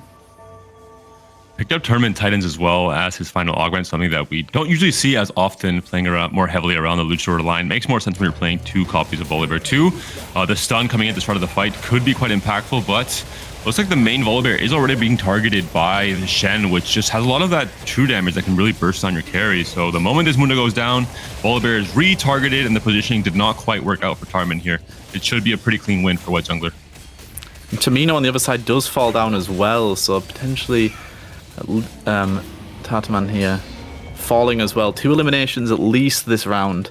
Tomino off the back of that Katarina still had a lot of gold to play with, but wasn't able to live long enough to be able to level, and does fall down into 8th place. So we've seen, even though you asserted the dominance early and said, I'm playing Katarina this game, everyone else can get off the line, unfortunately wasn't able to make it materialize. And in Scuttle Puddle, not really too much of a surprise. Players do get to the point where they have boards such as the likes of Travis's, although maybe not everybody is in it, such a luxurious position. I think the perfect example of the start of this stage where we saw Tomino facing double, and it's like, okay, you have a 3-star 2 cost, I have multiple 3-star 3 costs, I'm going to beat you. And that's a point where Tomino was already on 20 HP, so you just fall behind the tempo of the lobby, and I think it's a natural 8th from the spot we saw Tomino in coming into the end of stage 4.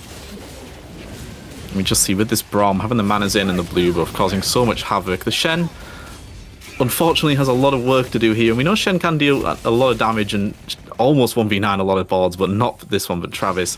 He was at the bottom of the lobby for pretty much the entire game, but now this massive win streak, he really is the player to beat. It's also an expected curve in terms of how Travis would come back into this lobby once that 10-loss streak happened in the first 2 stages, but then he started cashing out more and more of those Crystal Gambit cash outs, and now he will, if he stays alive, obviously have more resources than anyone else in this game coming into stage 6. White Jungler, similar position to Domino, 2-cost reroll, not the best items. It has an IE slam on the Shen, no Gunblade as well for some matchups that I think would be quite important, and I have to imagine this is a bot for White Jungler as well, depending on his matchups coming through. Yeah, it feels like he had a few free hits as well. The wins he did manage to put together coming up against Katarina, he did get some of the crystal balls before they'd cashed as well. So feels like now those players are online, it's going to be even harder. You see the likes of double hitting as well. Our Fast 9 players really starting to materialize. Jungler shouldn't have enough HP to put this one together. Potentially only going out in 6th place, which considering he hit Shen really quite late in this particular lobby and fell behind tempo, isn't the worst start to the day. And this is the problem. White Jungler is now facing his board, but a lot better in theory with a Fast 9 from Daysig, with the extra resources from the Crystal Gambit and the upgraded Twisted Fate as well, and Seraphine helping out with a ton of damage here. I think for Tomino and White Jungler, they really had to tax these Fast 9 players much more in stage 3 and 4. Yeah. Looks like White Jungler could still be strong enough here if the mage does not kill. Oh, I spoke too soon. It's a bomba. At least he's alive, though. He's alive. The bomber came through, but only the 1 unit loss is able to live there. And we do see double actually drop down there. So potentially, Jungler does get some favourable matchups, is able to still squeeze out a 5th. So even though double in a similar position, you said these reroll players needed to hit a little bit earlier. Double's on a very expensive reroll board, but throughout stage 4 we saw didn't instantly hit the Mal's 2, didn't have the double Mal's 2s coming in. So losing to Travis, which is what we would expect at this point, but would have liked a little bit more HP to work with when you get to this point in the game. I think it's the miss on the blue buff. That's one of the big problems. 3 anvils, not a single tier, is just unfortunate for a game plan that looked to be really, really stable, especially after we saw all these upgrades entering stage 5. Double now down to 1 life. Obviously, you'd love to be on just 2 lives because of fight RNG and because there's some really strong players now left alive in this lobby with all the Fast 9 players who have stabilized now. And Double might be the victim. We'll see what this Malzahar can do. The dots on Seraphine. Malzahar just having enough there. I can't imagine Jungler is able to pick up a win. No, he doesn't. Drops down there. So Double at least squeezing out a 5th place. As you said, we'll see if maybe his items can be saved a little bit now, or if he's still avoiding that point. But pretty much every other board we're going up against is this massive front line, is the TF Zyras behind it. So it's going to be quite difficult to get a win against any of those boards. But they're not all able to 2-star them due to the nature of the Fast 9, so able to at least pick up one win there. And just Scuttle Puddle things, the top 4 right now, 3 Fast 9 players and 1 Crystal Gambit Ashe player, which is basically Fast 9 or Fast 10, depending on how many resources you get. So it is just a product of this encounter. If you're not able to bully these players before they make it this far, you are probably going bot 4 as a reroll player. And that's what we've seen, right? From the 2-cost rerolers into Amino and White Jungler. And Tarman, who played more around just the 4-cost, but just wasn't quite able to stabilize with the Volley Bears. Yeah, Tapman feels like he really lent towards just flex level 8, trying to put towards something. Volley was the unit that arrived, hadn't necessarily been itemizing for it. But as you've said, in Scuttlepuddle, that's going to fall away pretty quickly. And we're going to see a really, really strong board fall out in 5th here, because in a normal scenario, in a less resource-heavy Galaxy Portal even, we'll see pretty much all of these boards finishing in the top 4. Hugo does not see much value in rolling here. He has most of his board already completed. He only thinks he'll spike again going 10. So it might be a position where someone's going to die out in 5th place with 55 gold in the coffers. Unfortunate, but I think it is the right decision from the Coco here. I think he's only really missing the Braum too, and it's probably multiple ways contested. So unfortunate 5th place here.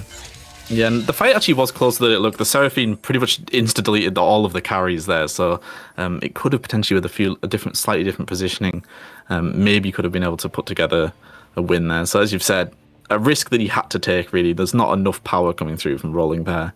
And Double has got himself into that top 4 off the back of upgrading a few extra units, really. The likes of Nico and the likes of Cassante coming through, giving him that little bit extra front line. He's now been able to level for the Double Trouble Nico as well, just to give him even more front line. Facing the Grim Reaper, Double did lose to Travis last time they faced each other, and I think Travis only got stronger with the 5 Crystal Gambit cash outs coming through, so an expected loss, most likely for Double on that left side.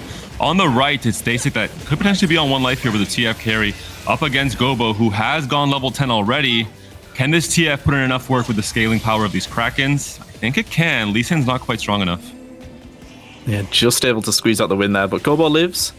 And the expected result for the Crystal Gambit board, which we know is going to run away with this lobby, absolutely just destroying Double's board there, and does mean he goes out in 4th place. But all things considered, with the items not falling necessarily the ways you would have liked, playing the reroll line when everybody else is Exodia, not a bad 4th at all. But Travis here, the player with the highest win rate in the tournament, the player that seems to be able to find these spots. Yes, we saw an Ashe arrive at level 6, which helps, but you have to know when to play your Crystal Gambit lines. That's the telltale sign. And a player that seems to, time and time again, be able to find these win-out bolts. That's the unpredictability of TFT. In many scenarios, many different universes, maybe Travis with too much value contests Katarina and goes 7th, but one singular Ashe shows up on your shop, you're already open to going into Janna reroll while holding some of the Crystal Gambit players, end up veering with a hard right turn into Ashe Crystal Gambit, and you're rewarded with a potential 1st place in the very first game of today's regional finals. And we just see how much power is on that board, taking down Goba on the right-hand side, just making quick work of the entire lobby, really. And Travis here, an absolutely commanding victory, Panda, coming into game 1. Back-to-back eliminations, you get some extra rolls to get you ready to go after that 10-loss streak coming to stage 4. Some extra power from little buddies using the power that you already have. A Vi, a Janna, a few 2-costs and 1-cost on your board anyway. And then Crystal Gambit, the moment you hit your first spike, if you can ride that wave for 3 or 4 fights where you're getting more and more cash outs, those cash outs help you win the next one, and it just continues to happen until we end up on a 12-win streak and a big win for Travis. But we'll hear from our analyst desk as they break down all the action that we saw unfold in this game 1. Thank you very much, guys. What a great way to get us kicked off here in our final day. Of course, Checkmate is still a little way away, guys. We do get to get a little taste of what we got on the menu here. So, we didn't get to see, sadly, a Golem game, but we did get to see a very high resource game. And I'm going to want to open us up there, Megs. Well, I think the name of the game is, like you're mentioning, an influx of resources, and that hurt, in particular, a lot of our reroll players, as you can see towards the bottom of the standings. Tomino there with that Katarina reroll not being able to make it work, despite even having an additional emblem to try and get that Yumi up to stat to try and help the Katarina out. I wouldn't count Tartaman's board as a reroll board, although there is a duplicate copy of a Volibear. But it was definitely a cook that I kind of loved to see and hated to see fail. And then we also had with Jungler in that lower segment not being able to make the Twilight Assault work, which is something I feel like we've been seeing in the past as well. It's generally such a good unit this Shen, but it just didn't work out. I kind of want to open up the conversation to that kind of play in general, Alan, because of course choosing a hero means that you are very much locked into one route for the rest of the game and somewhat at the whim of the game as to whether or not you hit. In this kind of environment, in the checkmate format here, admittedly in the the pre-check, we're not at the point where people need to 100% get first places. But what do you think about narrowing your line down so early in a game on a day so high stakes? Usually selecting the 2-1 line in this days of TFT is the correct way to do, but I have to highlight while it didn't work for Tomino because of the high resource game, having only one carry at the end and it's just not being enough, and the lobby was pretty high cap. I want to highlight two players, Travis and Gobo. It didn't look like it, but they did play through to Flex TFT. Travis was going towards the Janna, found the Ashe, and completely shifted his game plan on the back of the little bodies, just leading to the win out, which wouldn't be normally the case. So beautiful play there. And then Gobo, clicking what we consider unclickable unit, Yone 2. Like normally players would avoid that unit at all cost, just buy it to make sure you have a higher increased odds of hitting other legendaries and just sell it right away. But Gobo says no, I'll buy it, I'll itemize it, and that secured him the HP he needed. He was able to find the other carries later on throughout the stage. I also want to talk a little bit, speaking of some of the players who maybe didn't manage to completely top out the table there. The Coco in particular was interesting to me, kind of spotted that he was running through some of the Soul Fighters, which certainly isn't the best of the cap-out compositions, but made a really good transition into the Juggernaut later on, even if it didn't ultimately work out quite as high range.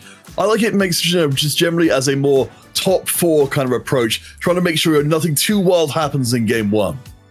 I am inclined to agree. Of course, in this case, it didn't fully reach the top 4. Keep in mind, players are trying to do their best to reach the full point potential to get to that checkmate benchmark. And the higher you place, the more likely you are going to be able to reach it. Any low placement in any of the first games means you're definitely not going to set yourself up for success in that. And so I would have wished for Lacoco's legendary arrangement there to do a little bit better than we saw it in the end, but he wasn't the only person on that game plan. And it comes back to what I was saying earlier. There were just so many resources in this game that have toppled everything up just a little bit, but here are our standings for now. I can see Travis, of course, doing on an absolute clinic in the main event. Now here on the grand finals, coming out really, all guns blazing. Of course, we've got the same players playing across the entirety today, up to 8 games. It's very unlikely to get that far, but 20 is a big cutoff. And Alan, I want to open the question up to you specifically. For our players who've done particularly well or particularly poorly in this first game, how does that affect them going into games 2 and particularly 3, where we could actually see check being achieved? Yeah, while we're on the topic of the checkmate, I think it's a bit different than when it's about making it alive to the next day, to the next cutoff, which is no longer a case. So here, when you're after this first game, it's just still a normal TFT gameplay. There won't be much risks unless you have a good spot for it. I don't think the players will opt out of just the standard gameplay because they went A for 7th. It's not time for that plan quite yet. All right. Well, of course, we'll be bringing game 2 to you as quickly as we can. Of course, this time we don't need to do any reshuffling of players.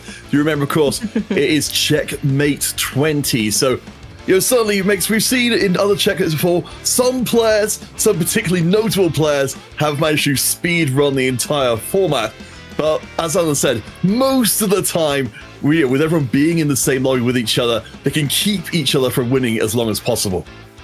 Yeah, it's interesting, right? Because obviously not in those first 3 games, but eventually reach a point where some players are on check and others are not. And that's where some of the mind games, some of the targeted griefing starts, holding units, just making sure that the 1 or 2 people who are on check are not going to be able to transfer and actually get those wins in. But it looks like our game is loading up once more as players are getting ready for it. And as of right now, they still need to reach that 20 checkpoint. Travis, of course, in the best position to do so, followed by Dasik. Both of these players, if they keep this going, could get to the 20 after game 3.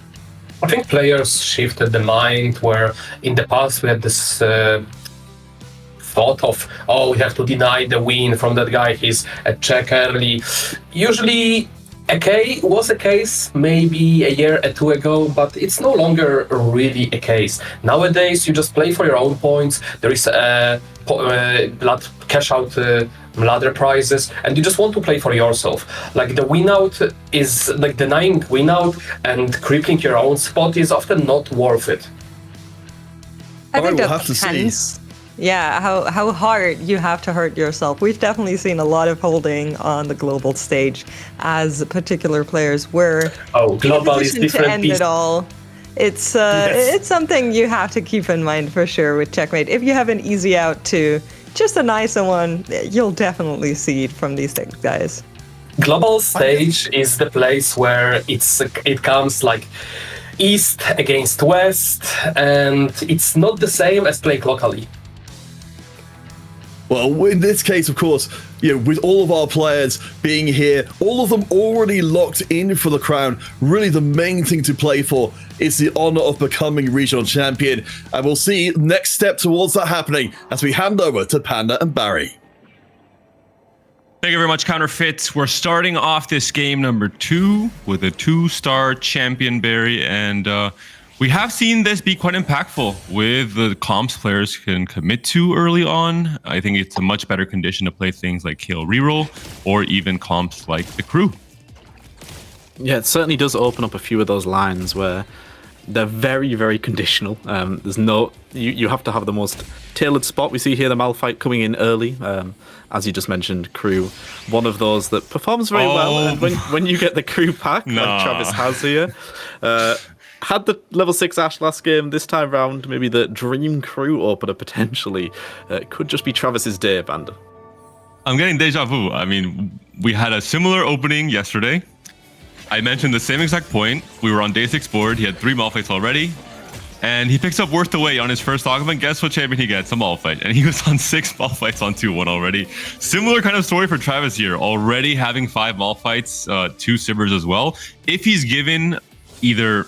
I don't think even Worth the Wait or Build the Bud. You don't want to risk it when you're in such a good spot already. But item augments or just a lot of extra econ, for example, for the crew line, I think he's definitely going to commit here.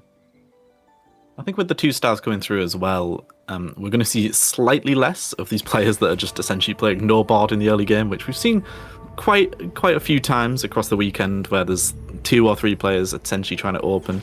It does mean that if you do get the potential crystal opener, you maybe have a little bit of an easier time in the early game trying to avoid those players that are looking to grief you. They would have to fully commit to selling potentially upgrades, which is a lot harder to do rather than non-upgraded boards. Mm-hmm. We are going to see gold augments coming through here for all of our competitors for this first game. So pretty average start. There is going to be the introduction of a lot more hero augments. We saw Shen last game. Maybe we can see Vi this game. We've seen Vi have a lot of success. Worth the Wait is being offered here. So it was Daysake who did this yesterday. We'll see if he does it again. Does get the Syndra coming through. Not as exciting as the one yesterday, but we have seen Syndra 3 actually be a fairly good tempo unit. you can either lead it into Star Guardians or this Prodigy line, potentially even Fast 9. We've seen have success with the likes of a Syndra, so not the worst hit, all things considered. We do see the posturing here for a lot of our players. Tarbin has worth the wait. Malphite immediately slams the Sterak. And no matter what Travis's spot looked like, he's a known pivoter after what we saw in game 1. So I think he's open to pivot out of the crew. You definitely don't want to play this comp contested, in my opinion. And Travis has picked up Cooking Pot. So most likely going to play around some kind of reroll. Yeah, certainly will be. And unfortunately for Travis, forced off his line again. But last time round, when he was forced off, it worked out quite well. So potentially won't mind that too much. As you've said, cannot look at angling this. We do see it on the other side. Lucoco does have that Zyra waiting in the wings eventually. So incredibly powerful hit. One of the premier Fast 9 units or Crystal Gambit units. So a really, really good thing to have a waiting in the wings. Not just that, but has a 2, Naafiri 2. I think Naafiri is one of the strongest upgraded 1 cost to have in Stage 2 in terms of being a tank, and also in most cases being a DPS unit as well, in terms of going for a win streak with Soul Fighter. So a comfortable spot for Lucoco, and something that I think he has to do, right, with aura farming. You cannot just sack all of Stage 2 and 3 and hope your Zyra 2 will be enough to stabilize and win you the game. You really have to try and preserve your HP so that you're not down to 1 or 2 lives when you get that cash out. Yeah, we see holding the Crystal Gambit units on the bench, but as you've said, more than content to play a stronger board for now and try and pick up some wins, or at least put some kills together. But does have the Crystal Gambit units waiting, so whenever he does potentially get to the option to put 5 in, or does want to splash the 3, has that ready to go. Check out Travis's Fury Mirror. A difficult one, but Double is able to pick up the win there. So. Check out Travis's board, considering his Cooking Pot pickup. We'll see now in what kind of direction he seems to be going in. Oh, looks like he said, okay, now it's my turn, surely. No one will move me off of this. Has the pot for, I have to imagine, will be, like we saw last game with Tomino, an Executioner emblem that will slot on to that. Weights as well, so should be in a pretty good spot, and opponents looked fine as well. But we do have our designated griefer here, the player that is going to be the player leaning towards this 5 loss and not letting anybody get a free loss streak themselves on the go. Tomino's looking at his shop and saying, I could do the funniest thing here if I buy these 2 Katarinas and try and bully Travis also off of this line yet again. Well, last time it didn't work out for him, so I think maybe not something he's wanting to do. Is able to pick up the win here though, so potentially was looking to put together a 5 loss, but opted to play 3 units. We can see made himself a little bit too strong there, overestimating the value of a Viego GP in the early game. Underestimating, sorry, and unfortunately for Tomino, wasn't able to put together the streak he was hoping for. Yeah, things not quite going right. We'll see what Tomino's component pickup is going to be here, because I think it's going to be quite telling in terms of what combo he's trying to go for. If it's a bow, yeah, potentially looking to play Scoreboard Scrapper into Ashe, I have to imagine. Playing this from a very kind of open fort, loose streak / angle. We see elsewhere in the lobby, the likes of Jungler, players that opted to keep their upgrades, does have the 2 upgraded mech units, so very much leaning into that just tempo line, item slams coming through. Has the adaptive and the Edge of Night coming in, so as we expect with upgraded champion starts, players will just instead lean towards this tempo. When you get a few upgrades that line up nicely, can then just push that forward and potentially lean into the likes of Mentor Mech, which we've seen do fairly well in very limited games. An early Akali here for Gobo, a very creative, flexible player, so he's happy to pick this up and just make use of it, slotting it in for Executioner with the Callista here. Only 2 players of the top 8 here in the final day played any Akali this entire tournament, and that was actually Gobo and Lucoco. A bit awkward, obviously, with the gold collector start here. I think Gobo is probably not going to be angling Akali this game, but at least a good pickup for tempo in stage 2.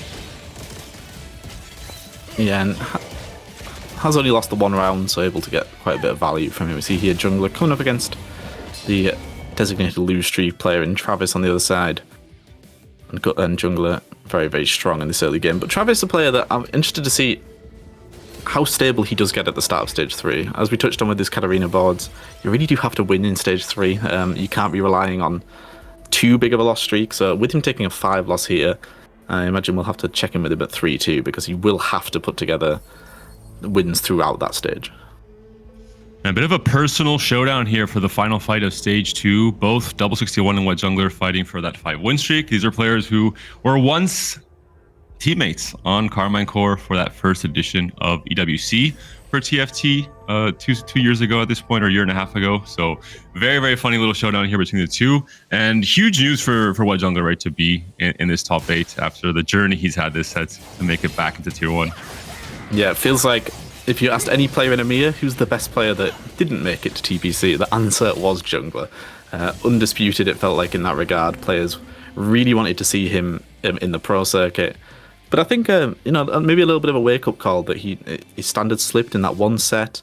And unfortunately, it meant that he missed out on it. But he's went, okay, I still know how good I am. Everybody else knows how good I am. And just put down a commanding performance throughout the Tier 2 circuit and got himself into regionals and now pushing all the way to the crown as well and in this top 8 lobby. So a player that just had a blip on the record, but I'm sure will be here to stay right at the top from now on.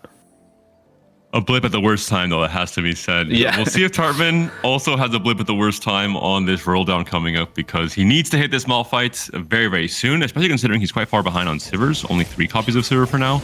I think it's the one reroll line where you're trying to play for a lot of different 3 charge where you don't mind kind of the disparity between your first and second, because getting the Malphite 3 first means you're going to have a much easier time hitting the Sivir 3 as well and pushing levels and staying ahead of tempo. Yeah, it does have the worth the wait, thankfully, so at least Malphite will come through and then we'll be able to push on those levels, so shouldn't get bench locked or stuck in an awkward position. Should be able to push on and hopefully can find a few copies of Sivir here when it does start rolling.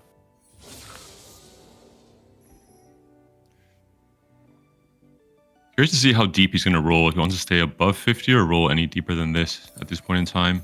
The one consideration is waiting for your 3-2 augment, because you might hit Prismatic Ticket, for example, and you get a lot more value if we do see Prismatics coming through. Yeah, and I think when you're on a 3 loss as well, but you're still fairly healthy, it's not like he lost the entire stage and is under pressure here to win. I think definitely in the spot where I've got the Malphite 3, maybe that picks me up a win anyway, and even if it doesn't, a 4 loss, perfectly fine coming into that next augment. And we see here, going against our aura farming player who is going to be, should be a free hit off the back of not yet having any power coming through from their augment, and Malphite 3 going to make easy work of this. Yeah, Malphite has received nerfs across this set, but he is still an absolute rock when 3-starred. He just puts you very far ahead of the lobby tempo in terms of ward strength coming into stage 3. It's why really the crew can be played at all. I think Malphite is that one thing tying everything together in terms of preserving HP in stage 3.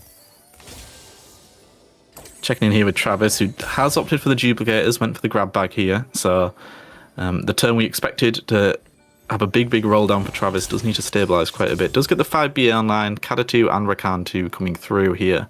And items are looking pretty good. So is for the time being essentially down 2 augments, hasn't yet got the XE coming through and hasn't had the scaling coming through from the cooking pot and the 2 grab bags. So isn't as strong as he would maybe like to be, but does open up the potential of himself hitting pretty quickly throughout this stage. Interesting consideration for Travis there. He has picked up weights as his power-up, which is not really seen very often for Katarina. It's usually obviously want the scaling power-ups like over 9,000 and Max Arcana. And it gives that much more relevance and importance to that one fight we saw earlier between Tomino and Travis when they were both trying to lose streak in stage 2. If you want to lose kind of all the weights, and if you lose the round, you lose 2 weights per turn. If you win the round, you only lose 1. So it's actually very impactful for that kind of semi-scaling nature of the power-up. Coco has opted for grab bag, and I believe has used it on an Fury. So not sure what his augments offered were, that this was the best scenario to take. I know he's just trying to stabilize and save as much HP as possible off the back of having the Zyra waiting in the wings, Panda, but it definitely feels like it's not an ideal spot to be in at all, and still losing the following round. Now Fury 3, it's time. Throws me back to Battle Academia Cup. I think the very first day of competition that we saw on broadcast this set, and Double 61 loaded up with a Nafiri Kalista reroll game and won 5th. This is what it's reminding me of here. A lot of players playing around Nafiri. I think it's obvious why this unit is so strong in stage 2 and 3. We're seeing a lot of the French players in particular, Gobo, Double, and Lekoko. Yeah, definitely one of the strongest item holders. Can throw really anything on top of it in the early game. We see Midas Touch and Collectors coming through across the boards as well, but off the back of an Nefiri 3, you really would have been hoping to pick up a win there. It does have the Midas, so I was maybe thinking I can just use this to tempo. But nah, definitely going to be a rough spot to be in. But elsewhere, the likes of Gobo, who are just playing it naturally, having Callista and Nefiri, you're always going to kill units. It feels like Callista's a guaranteed kill a unit every round. Nefiri almost similar as well. So even if you lose, you're going to be saving quite a lot of HP. We're seeing already the defense being played. Katarina's being held, for example, by Gobo. Travis won last game, obviously, so players do not want anyone to get too far ahead of the rest of the field when it comes to the point totals after these first few games. So already just a small contest here and there. If you're not sacrificing Econ to do so especially, I think it is correct and incentivized to hold Katarinas or hold Ashes even. So we do get into Carousel here. A few 4 costs, not the Ash, so not the big and most important denial, but a few units that certainly are valuable here. Set we see played on a lot of boards. Yumi with a T on top of it potentially, but we do see Travis opting for that glove instead. With having the cooking pot coming through, does need that for Executioner. Mm-hmm. And Travis items, he is going to really, he's first pick, so he's going to have a lot of choice. I think it's going to be quite important. We saw the problem Tomino had last game, not being able to finish off the best in slot Katarina items and forced to pick Pandora's on 4-2. Travis has slammed a lot of items on Katarina, but these are mostly items that will be moving to Yubi later on. So he still has to find those Nashers, those Edge of Knights, the key items for Katarina herself. Checked in here with Dasek, who does have the permanent health coming through from the magic rolls, so should be pretty good when you're playing this Bastion line with Syndra in the back. She can output a lot of damage on her own as the fight goes longer and longer. She can just keep ramping away, and just a little bit extra survivability for the front line should be nice. But certainly a player in a fairly strong position, as we expect Syndra, go-to tempo unit. Maybe won't even stick around, maybe won't stick around itemized, but we have seen players ending up sticking on Syndra even when you might expect them to lean out a bit. This is one of the most comfortable ways to make it to Fast 9, in my opinion. I think you can play around heavy econ, but I think the best way to play into it is around value boards in terms of this really cheap, and obviously you get directly from the augment Syndra 3 spike that will allow you to win streak, gain a lot of econ as well, draw stage 3 and 4, and make it to 9 with an extra carry as well, right? The Syndra can stick on the board, you can add in the Seraphine with Mage, maybe even take the power up off Syndra, but have her deal some extra damage on the side. Yeah, we saw opted to sell off the additional Syndras, so not leaving Syndra 4 opening. Now we'll just use this augment as raining gold, but after saving a lot of HP, that should be fine. We do just have a little pause here, but as we take an overlook at the lobby, I think the player that's sitting in the most comfortable position, not only in HP wise, jungler is win streaking with slamming as well. So when you have a hero, an econ augment, but you're still the player win streaking, you've got to be feeling really, really confident about your position. Can see it's level 7, 50 gold. Compared to some of the other players that have pushed on, the likes of Dasek, jungler are a lot richer. And Double with an early Ashe feels like it's his time to play a little bit of Crystal Gambit. I think there is going to be at least, Gobos also has an Ashe and has Itemizer as well with that gold collector board we saw earlier that was on the Nefiri. So 2 of the French players have already pretty much committed to playing around Crystal Gambit. Here we're seeing the win streaker you were mentioning, jungler, playing around AD off of that Eventrod slam, but I would say still fairly open to what he can be playing from this spot.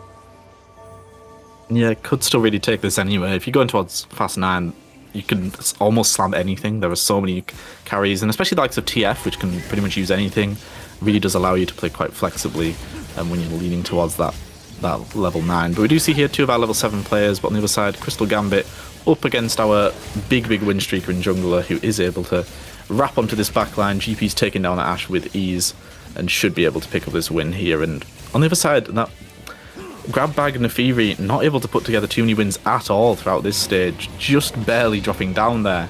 But Lococo has used it to at least save quite a bit of HP. And it's kind of unfortunate because Lococo seems like he's being pulled in that Crystal Gambit direction as well, where you can't really even utilize the Nefiri 3 on your final board and get value from that persistently throughout the rest of this game. What was just going to be a tempo option really on the pickup that you mentioned on 3-2. Double here, our salvage bin player opting to do a little bit of a rearranging of items right now, knows that in this particular set there's a lot more to do, and so you can have disastrous salvage bin turns if you try to do a lot at once. So very aware that coming in here to 3-7, best time to break apart some items and then can start to lean towards this best in slot for this Ashe. It's also on double down, so likely wants to remove these items anyway to make sure he's not losing this fight, and then add items on as he sees who he's facing and what kind of power they're bringing to the table. But Tomino moving in early. For now, we see a Jinx on the board, but there is a Kraken Slam, there's a Rageblade Slam. It looks like he is going to be Ashe as well.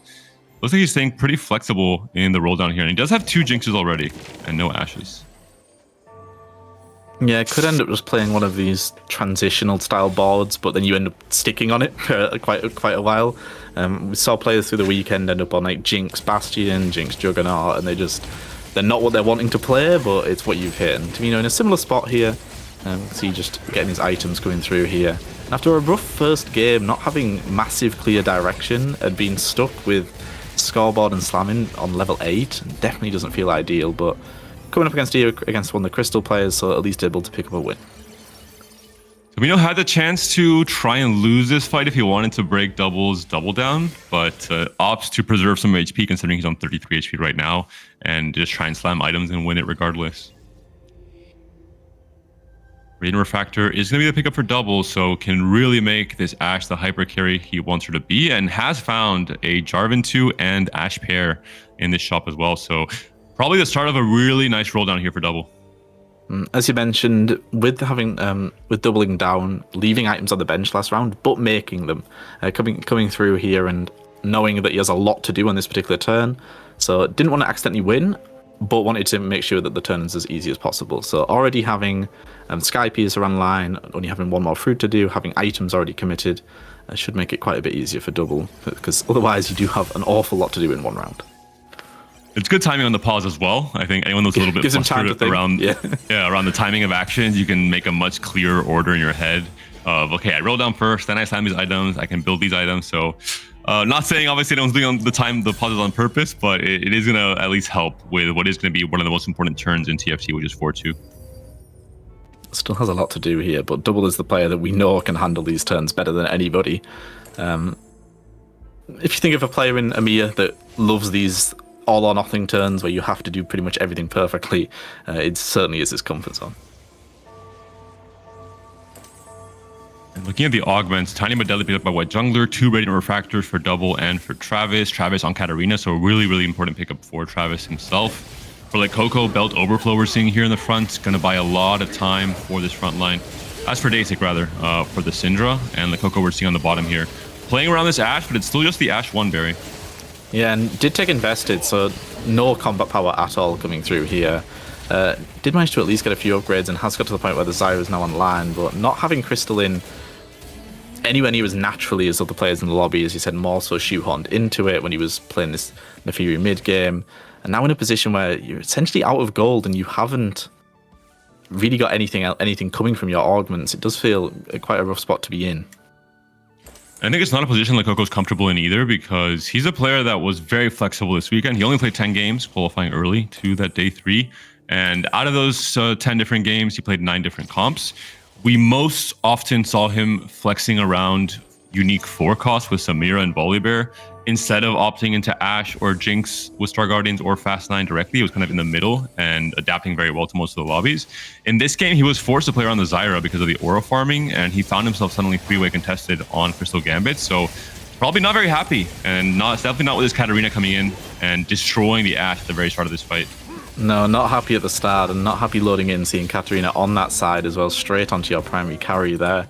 And we see Travis still scaling with the HP, this Katarina's massive already, and still ticking away with that executioner. And then eventually, once you feel like you've done enough scaling, can move that over to the Yuumi. But for the time being, still scaling on that Katarina, and not the matchmaking Lakoko wanted to see. And we just saw TFT's equivalent of a shooting star, the gold orb flying across the carousel. Every player trying to raise their hands and catch it, but only one player is the rightful owner. See here, double caught in 2 minds slightly. Often the case when you are salvage bin, when you get to the carousel, where it's not as clear what item you want, because you know you can rearrange a few things, but to just have a look there at his own board before picking up this vest. So, player that does feel like he's stabilised quite a bit, and when there are so many players angling towards Crystal here, near enough the entire 4 people in the lobby here. Feels like Double really the one that got themselves online early enough and is now the player setting the tempo. I think pretty unique variations of the front line for all these Crystal Gambit players, just trying to play around with their hitting. We saw Double on the set 2. We're seeing more of a Vi main tank here without the Cassante 2 being found just yet for Gobo. So players just trying to make the best with what they've been given. Tartman, we're seeing the crew board. He has stabilized in stage 3, but now in stage 4 it's a 3 loss streak and no Twisted Fate. That's the big one, right? We have to try and high roll Twisted Fate to try and get that next power spike for this crew comp. Yeah, really relying on hitting an early copy of TF, and there's so many players that are pushing towards level 9 that can be potentially picking those up. Doesn't have the Ziggs yet, so is able to pick up the win here, coming up against one of the weaker Crystal players, but that man really will want to get this Ziggs at least online. Happily for himself, though, has that Janna, which sometimes you're not in a position to go for, but in this time round is able to go for that dual carry at least. So as soon as Ziggs arrives, should be able to be quite strong. Do check back in here with our Katarina player. I want to touch on this from Travis. Weights in particular gives you attack speed and damage reduction once you have the full stack, 12% damage reduction. I'm curious if Travis just really wanted to go specifically for this power up or thinks it's better because he's getting a lot of extra HP from the cooking pot augment. It's really smart, I think, in terms of her being much more of a drain tank and less thirsty in that sense. And I mean, it's working out here, right? She's absolutely massive, both in impact and inside on this board, and the Radiant Refractor has really helped with reaching that high cap with the Radiant Hodge on this Katarina. Yeah, so much survivability there. Does drop down in this particular fight, but Travis was on a 5-win streak, so is quite healthy. Still has potential power to hit as well. Could maybe still find a Rakan 3. Eventually getting that Yuumi 2 online, actually getting it, but making it an Executioner. Leveling for more Executioners is going to be even more power. So it should be... We saw last time round, Katarina feels like needs very conditional to thrive. I mentioned Radiant items and +1 Xe. Well, he's got both in this scenario. And Double or Gobo and Lakoko in an uncomfortable and unfamiliar position, I think, for players like them. Very little agency going into 3-way contest, losing that contest to Double. Lakoko or Gobo has now pivoted into more of a Jinx instead of that Ashe board that he was on before. But it's just not quite working out, right? Both players are on their last life. Gobo's on a 4 loss streak as well. And it might be the end of the road starting now in stage 5 if they face each other in particular. Let's get the level 8 Seraphine 2 coming through here. So with the frontline upgrade, so that should give enough time for Seraphine to actually cast. Potentially we'll be able to stabilize a little bit off the back of this. Seraphine is going to hit really, really hard when these bombers start flying in. But we've seen Star Guardian feels like if you can get early enough, it's stable throughout stage 4, but pivoting into it when you're not really wanting to, it certainly feels a little bit more awkward. And was looking for the mage, did find it seems like, on the Seraphine now. So we'll see what this Star Guardian duo carry with Volibear in the front, acting as kind of a drain tank, what they can do together. And where the Seraphine ults go in particular, that's a big question. Wow, huge damage, but not enough to kill the Ashe. And he's going to clean up. So I mentioned it, actually. I foretold, apparently, the matchup with Coco versus Gobo. And Gobo, unfortunately, goes out in 8th. Yeah, Gobo feels like really did play the best option there. Rather than falling into playing Ashe with everybody else, realised that, okay, Star Guardian's maybe the only thing that can stabilise me. But unfortunately, these Crystal players have really started to come online and pivoting into that from a position of such low HP. With Star Guardian, you're going to need a few lives. So unfortunately, didn't quite work out from here. But Tamino, the other player that just lent into this Jinx, we saw the roll down from Tamino was kind of all over the place, very much just upgrading whatever arrived, but has now made this work and has got to the point where a lot of other players in the lobby are sitting on 1 stars, haven't been able to 2-star their carries. Tamino here, much more stable. And weirdly enough, I think every single player coming into this day 3 had played Jinx and Star Guardians at least once before, except for Tomino and White Jungler. And it's weird because Tomino was one of the Star Guardian players this entire set. He's had so much success in the pro circuit off of playing a lot of Jinx Poppy. Almost won one of the TPCs, lost to Marcel P in the Americas EMEA mix one off of while playing Jinx as well. So finally has a chance to play it, but it's not quite working as he would have hoped. Despite this win streak, it's now been snapped and down to not quite 1 life, but with some of the boards that are gearing up here in stage 5, he could be out very soon. Yeah, certainly could be, and did put together quite a big win streak, but came into stage 4 already fairly weak, and now we've hit the point where a lot of these legendary boards are starting to come online. These players that have went for double or triple econ in some spots have managed to upgrade a lot of units, and now the Jinx will really start to struggle. We're checking in here with Jungler, who does have this Lee Sin online, does have the TF as well. Familiar board we've seen time and time again perform quite well, going up against this crew player who has finally found that 6-3. In very familiar territory for jungler. This is kind of the player he is. He plays flexibly around, anything he's given. It was that Mighty Mech and Gangplank kind of tree during stage 3 and 4. Came into stage 4 very healthy, pivoted to fast 9, but it's not quite working out. The pivot has not found him any stability. He's down to 6 HP. Travis could potentially be out here as well with the Katarina. He did just win this fight, it looks like, so he will be staying alive. But 3 players now, Barry, on their last life, and depending on the matchmaking, we could see multiple eliminations in this next round. And somewhere I know that Trouble is smiling knowing that the crew is running away with this lobby for the time being. But again, a composition that's just so conditional. It feels like you have to be gifted the crew spot, and then it performs really, really well. And we've seen this is one of the scenarios worth the wait, just allows you to get online so quickly, and definitely seeing it have a lot of success here. Talking about gifted, Executioner +1 for Travis, Sniper +1 for Tomino, both players that needed to find a bit more power for their boards and a great trait spikes for their units here. It's also a Recon 3 for Travis, 3. So okay. I said gift, but this is too free, no? That was maybe the best possible thing that could have been on the carousel. You may think, 2 cost, I'd rather have it on 5 gold. No. His primary tank here had still not been hit, and it was the one thing he was digging relentlessly for. Now has 4 Xe online. Both Rakan and Katarina have been scaling. Should be able to make this work now, but it's very, very positionally dependent. He has to get on top of these carries early. All eyes on Travis, the current point leader after his win on the game 1, trying to find a top 4 in this game number 2. The Ashe fairly protected. There isn't really any unit allowing this Katarina to bridge over onto the Ashe early, but Katarina is decimating the rest of the board here from Lekoko, and Ashe does just not have enough power. Lekoko now down to very little HP, just that 1 life. And Jungler looks like he is going to be staying alive, Barry, at least 1 more round. Yeah, players that were dropping low all staying alive there. Travis getting the best possible find there, keeping his tournament alive really off the back of the first in that game 1.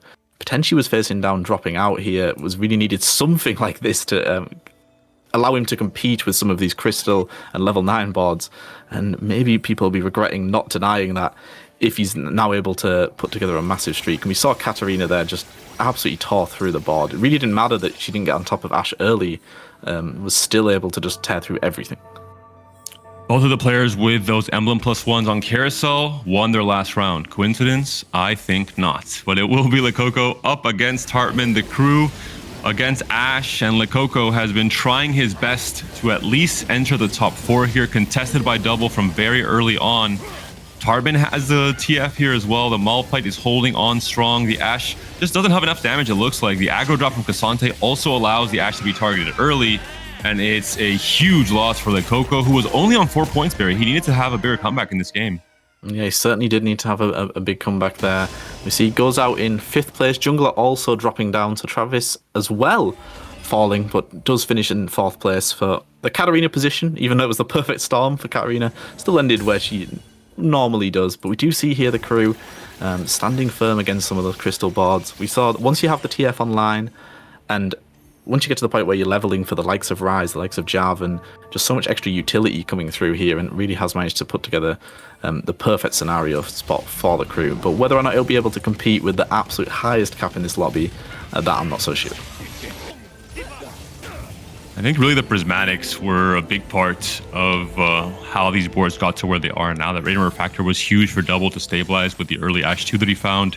A similar case for Tarman with all the extra items from Unlimited Power to itemize his Janet 3 that he had as well. This is kind of the highest possible cap crew board where you go for Janet 3 as well. You find the TF, you can itemize that unit as well. So just a lot of power on this board. And Tomino, the same case, right? Sword Overflow, you can fully itemize a Varus. You have the Sniper Emblem for the Seraphine as well. So it's not just one carry. There's multiple layers of damage coming through on these fights.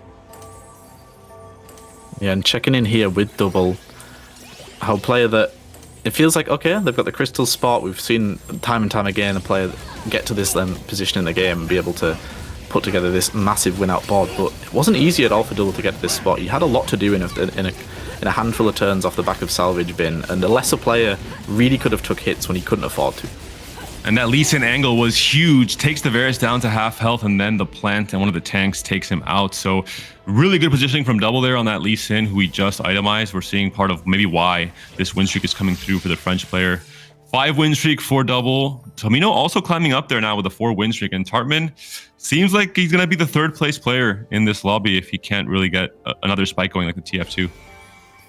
Yeah, it feels like there's not much room in the top 2 at all for him. And I think Tomino here deserves a lot of credit because he played the most flexibly of a lot of players in this lobby. Really left himself towards just loose streaking off the back of scoreboard. And then when he went to level 8, just kind of assembling whatever arrived. And it looked suspect for a little while, but really able to stabilize nicely. However, I don't think he'll be able to live with this double board, but should be able to go out in 2nd place. Tartman on the right. The Malphite is far away from the Braum, at least for the start of this fight, but the Malphite has already melted. This Radiant Kraken on the Ashe putting in so much work. Tartman looks to be out of commission in 3rd place. Tomino healthy enough to at least take 1 big hit here, but it looks like Double is absolutely running away with this lobby. We're starting to see, Barry, why players are trying to angle this Ashe board with Crystal Gambits. If you make it to this point, you are essentially unbeatable with all the extra items and emblems you're picking up from your cash outs. You have Braum Pearls helping you out as well, your fans, making sure you're going to stay even healthier. Is Double unbeatable, Barry, at this point? It feels like Double is certainly unbeatable. And as you've said, this crystal board, even though maybe after the first day, the average didn't look great, but that's because we saw 4 players playing it and 3 of them are falling away slowly, whereas 1 is running away with the lobby. It feels like as the tournament has went on and we've got towards these players that are really in line with the meta and have much more familiarity with how to play it, the average has improved, the stats have improved on it because these players know when they have the crystal spot. And Tomino seems to believe there is still a chance that he can win this fight. Maybe could have sold his board for a 3-star legendary, but I think most of them are contested here. The Braum obviously also being held by Double, so I think it wouldn't matter either way. The Jinx has been taken down. This is just, it's just the red carpet walkout from Double 61. A big win for the French player. 2 top 4s in a row for him as well, and maybe we will be seeing a 2-time EMEA champion after it's all done and dusted in this day 3. Well, certainly would be a big statement from Double if he came in the first ever regional champion, the first EMEA champion at the global stage as well. And if he's able to be the first person to win regionals off the back of the introduction to the pro circuit, really would just kind of remind everybody that, yeah, I'm the king of this region. And we'll hear now from our analyst desk as they break down how exactly Double got to that point and how he was able to take over this lobby in such a way. All right, guys, thank you so much. Yeah, again, things are really heating up here, of course. We're still, at least 1 game away from, well, in fact, yes, 1 game at minimum away from hitting check and getting into the end game scenario, but we're still starting to gather more information. Max, I want to come to you first with some of the lobby, because, of course, we'll be coming back to Double 61 a little bit, as I was saying, but I want to kind of bring in some of the other pieces here as well, because, of course, in the first lobby, we saw the Shen lock-in from Wet Jungler straight away. Didn't ultimately work out super well. So in this lobby, we had 2 more players lock themselves in immediately with Worth away. I think if you are in a lobby that has upgraded champion as an encounter and you see worth the wait in your augment selection, you just kind of have to click that. You just kind of have to see, if you have a good start, like a Kale or one of the crew units, you really just want to click that and see if maybe you're being handed what is essentially a very early free streak. So I'm not surprised that both Tartman and Dasik picked it up. Of course, 2 varying successes. Dasik a little bit unfortunate with getting a Syndra out of it, while Crystal Gambit is strong. It just didn't really work out for him. He didn't find the units he needed to, got permanent health, and later on off of that role, and just wasn't able to really go down that route eventually. It looked different for Tartaman though, because as you're saying, he picked up the crew units and it was going pretty well for him until he wasn't able to find that crucial last piece of upgrade, that Twisted Fate 2 not willing to come on his board. And then he did get caught between Double 61 and Tomino with two massive boards each. On the other side, we had the Daisy, who picked up the Syndra from the War of the Weight. The issue is, if you get the War of the Weight, it has to either be a unit that goes at the end of on your board and can actually do something, and or gets you to the like AD type of the boards nowadays on the current patch. If it's Syndra and it's not good enough to secure you a fast 9 where you can pivot into Seraphine, the issue starts there because he was forced into the Battle Academia, which we've seen the stats was not doing so hot. But let's look at the Double and Coco, because they had pretty much the same board, but the issue was the arguments. The Double got there with pretty much raw power arguments versus Coco, who had to pick up aura farming and then even more econ arguments, and got to the point where they have the same board, but just difference in strength came from the arguments. Yes, I mean, that can make all the difference as well. I do want to kind of to bring in a little bit some people who were seeing from Wet Jungler in that game as well, just because we're always trying to find the little diversions that perhaps players wouldn't have taken before. We saw a little taste of the Gangplank composition, which emerged kind of semi-briefly in the meta from Wet Jungler. Even though it wasn't being committed to, using the kind of the 2-star version of a reroll comp as a transitional piece, especially one that worked as well as that one did, it felt very creative to me. It was pretty good, right? He did have Crystal in there, he had Mecha in there, which are both generally traits that can help you in the early game. Unfortunately, it didn't work out for him on the overall. Did get a 5th place in this game, which puts him on 7 points in the total scoring. Now, as we look on our standings, there's something we need to call out, because there's 2 players that could make check based off on that next game, and we're going to be seeing whether or not Travis and Double 61 are going to be able to do just that. The rest of the lobby is playing spoiler. They're still trying to reach those points, and that will be their main priority here. But Alan, talk to me a little bit about this here. With the situation, we've got the 2 players moving forward. In previous checkmates, we've maybe seen it be possible to keep one player simmering down, keep them from finishing highly, and keep the games and the tournament itself going as long as possible. But with 2 players with a top 2 finish who activate that mode, firstly, how do you think they're going to be approaching it? And do you think the other players in the lobby will be doing anything to try and stop them? They're slightly less likely to go for the rerolls because obviously it's more prone to get griefed, given that you need 9 copies of a particular unit, not 3, where you essentially hit them now in just one roll down. And as the current meta is, you roll down for both Jinx, Ashe if you are going towards the AD type of the board. So it's really hard to grieve, because at the end you don't know even what you are playing. Usually I'm going towards the Ashe, but if you get Jinx, you are not too sad about it. Agree with that. I'm actually really curious if maybe one of our 2 players that are currently at the top find one of those conditionals that maybe necessarily doesn't lead into a reroll, but just enables a comp really strongly that they can go for in the later game, especially those that give you XP, resources, gold. Those are the ones we're going to be looking out for to try and have a little bit of an easier route into the late game. Well, the topic in terms of win-out players, if they decide Double or Travis wants to push that final win, you know what? Casters will take it instead of us. Good luck, guys. All right, well, of course, we've got to have the conversation not just about Double and Travis, who are on 13 points, but everybody else below them as well, because we've actually got a real close field. 7, 8, and 9 points across everybody else in the rest of the lobby, so there's still a lot of volatility coming in as to how our other players will be approaching this one, trying to get enough points that they too can be part of the final conversation. Peter, I'm sorry to just throw that point to the Just side. call it out. Get Alan back on the desk here. He's like, casters, take it. Oh wait, I am the caster. Listen, I was just saying that, you know what? You're a caster, you're going to do a great job. I'm just doing the imposter role here, and I was just checking how aware are you, how awake are you for this game 3. But, I got you, Alan. I got you. Happy to see that we are all up for the call. Well, Max, you were talking about the idea for some of our players to find a direction, particularly our high-performing players like Travis and Double early on. Of course, we've seen Smolder be immensely powerful, particularly at knocking through with Darius as well and cutting down a lot of individual units. So Double's already got a path laid open for him.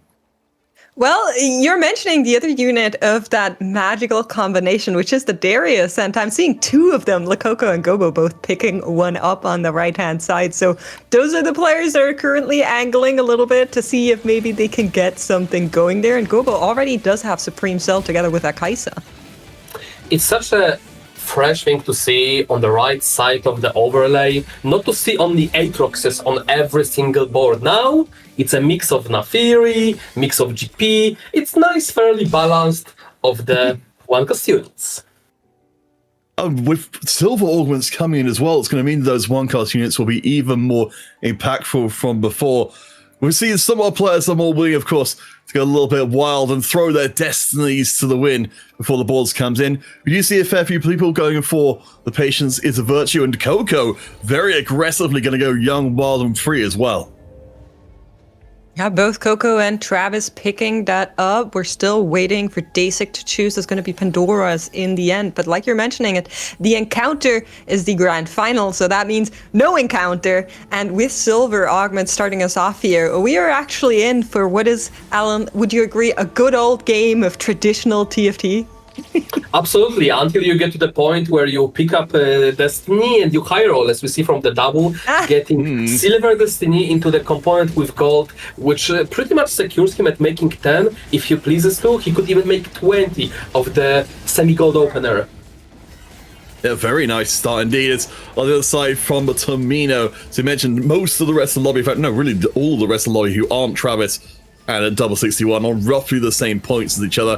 Finds the Kaiser early on. We've been bait up by this before, but it'll at least serve for now.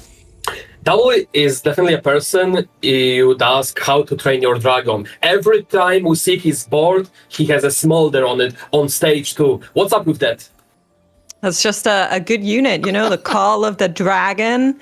Double knows exactly how to manage that, and I agree. Dragon. I do want to call out to the other player that picked up the random augment, and that is Tartman. He actually got underdogs from that role, which generally I feel like is not regarded as the best augment to get. So I'm going to be curious on what exactly will be the choice of board in the end. But for now, it's going to be Soul Fighter.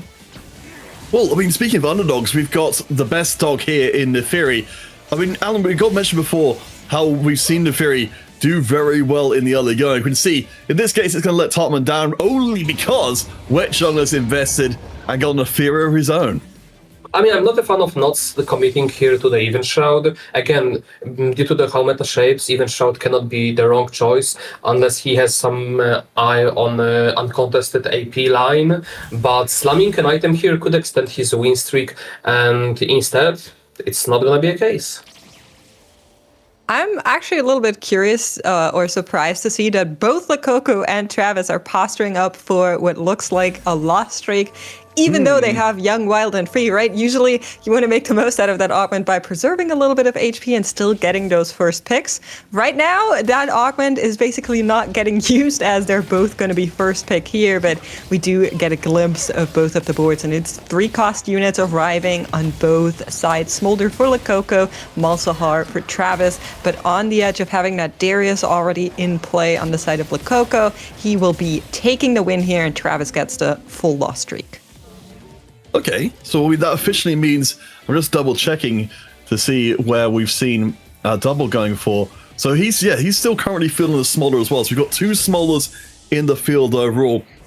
But I did want to open up the conversation a little bit beyond the individual comps we're seeing developing here to talk about some of our players who are on the lower points total, and specifically, if you're in this kind of spot.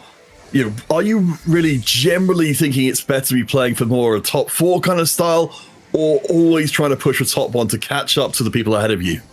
I mean, too early to make a decision based on points and adjust it to the play style. You just play a normal game of TFT.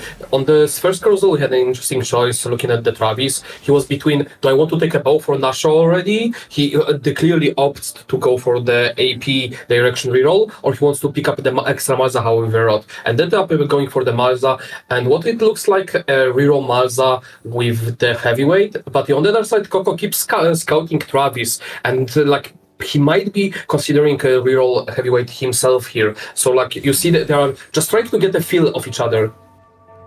I think the person he is definitely scouting a lot is Double, because both Double and Lakoko are sitting on those smolders, are currently building around them. So it's kind of like a game of chicken, like you call out Alan, saying are you going to go down that route? Should I go down that route? Who's in the better position? What are we doing here? As they're trying to figure out if they're going to end up griefing each other or if they actually have a game plan before themselves. Absolutely, but we know already Double is pretty much known to play around Smolder throughout the stage 2 or 3 and then just change the direction. And given that he opted for the Rage Blade Shojin, I have a hard time imagining that he would stick to the Smolder, because that would be just a big ZDPS dragon. It does certainly feel like we've been seeing more and more of our players using these early reroll comps. Like Mace, we're talking about from the previous game from Wet Jungler, using what would otherwise be a reroll composition as a stepping stone to these later game boards. We'll see what Wet Jungler, of course, has got in mind. Currently just seems to be playing his strongest board, but of course has got the patience rerolls ticking through slowly. Yeah, I think for Jungler, he's still kind of waiting for something to fully arrive for now. A lot of open components on his side here. You can see he's kind of holding an Aatrox. He's kind of holding a Nico. Not really sure where he finally wants to take this, and will be okay with losing a couple more rounds. Gobo on the other side will be happy to take that win, as he will build out his win streak just a little bit further. And I think at this point you're kind of looking around to see if there's something in your shops that will give you more direction. I really like the Gobo choice of going to go for component buffer. Again, it's like if you want to commit early your components and go towards a comp, then you can get screwed up on the crags by the RNG of just the drops. And the way to mitigate it, if you are getting a gold opener and you know you're gonna drop more components throughout the game, you get slightly more value of the buffer, and just making sure you cannot get better RNG. Oh, absolutely. We can already see it's making Gobo more confident in slamming those items. Of course, makes, we've seen plenty of hand adjustments, Infinity Edge, Lee Sin's tearing up the late game. And right now, Gobo's in a good spot. Lots of items, the components coming in, and a strong board. Come on. Yeah, all of those Crystal Gambit players, they're hoping for this. They're sitting there saying, give me an Ashe 3-1. I would really like that. And Gobo, who's not even on the Crystal Gambit, just casually finds her in the shop, just casually picks her up. And he was holding some Syndras as well. So maybe this is the pivot point. Maybe he says, okay, actually, haha, surprise you guys. That Hotch, we'll just put it on the Lee Sin like you called out counter, and we'll just go into a little bit of gambiting. Joke's on you, every player is Crystal Gambit. They just need to get to the point where they find the... Yeah, exactly. Crystal Gambit all along. I would have gotten away with it if it wasn't for you being on Crystal Gambit and you being on Crystal Gambit as well. I see. It's all coming together. So we're in stage 3. The field of rule. Again, remember, we're on a effectively no encounter, where we can see here, HP-wise, only Travis down low. Everybody else, well, across the whole lobby, though, money is being preserved. Our players are playing slightly more slowly than they might be otherwise. We're getting Silver Rockmans next. There has to be a decision being made here by Daysig. So if I saw correctly, Daysig also has found one of those mythical ashes, as he was not on Crystal Gambit before. So I think you guys are right. I think it always has been Crystal Gambit Ash for all of her players. The Crystal Gambits for the shops we met along the way. At least Daisy has the right items to show up for the Crystal Gambit. We see a roll down. Not a roll. Okay, he actually rolled more, but he found the free crystal. He might be rolling for the 5. we'll keep a close eye out because, of course, Gerbo has also got the interesting thing of having the Volibear coming in. Makes, of course, we've been seeing this across more and more games, even if it's as a temporary unit, but also potentially as a carry as well.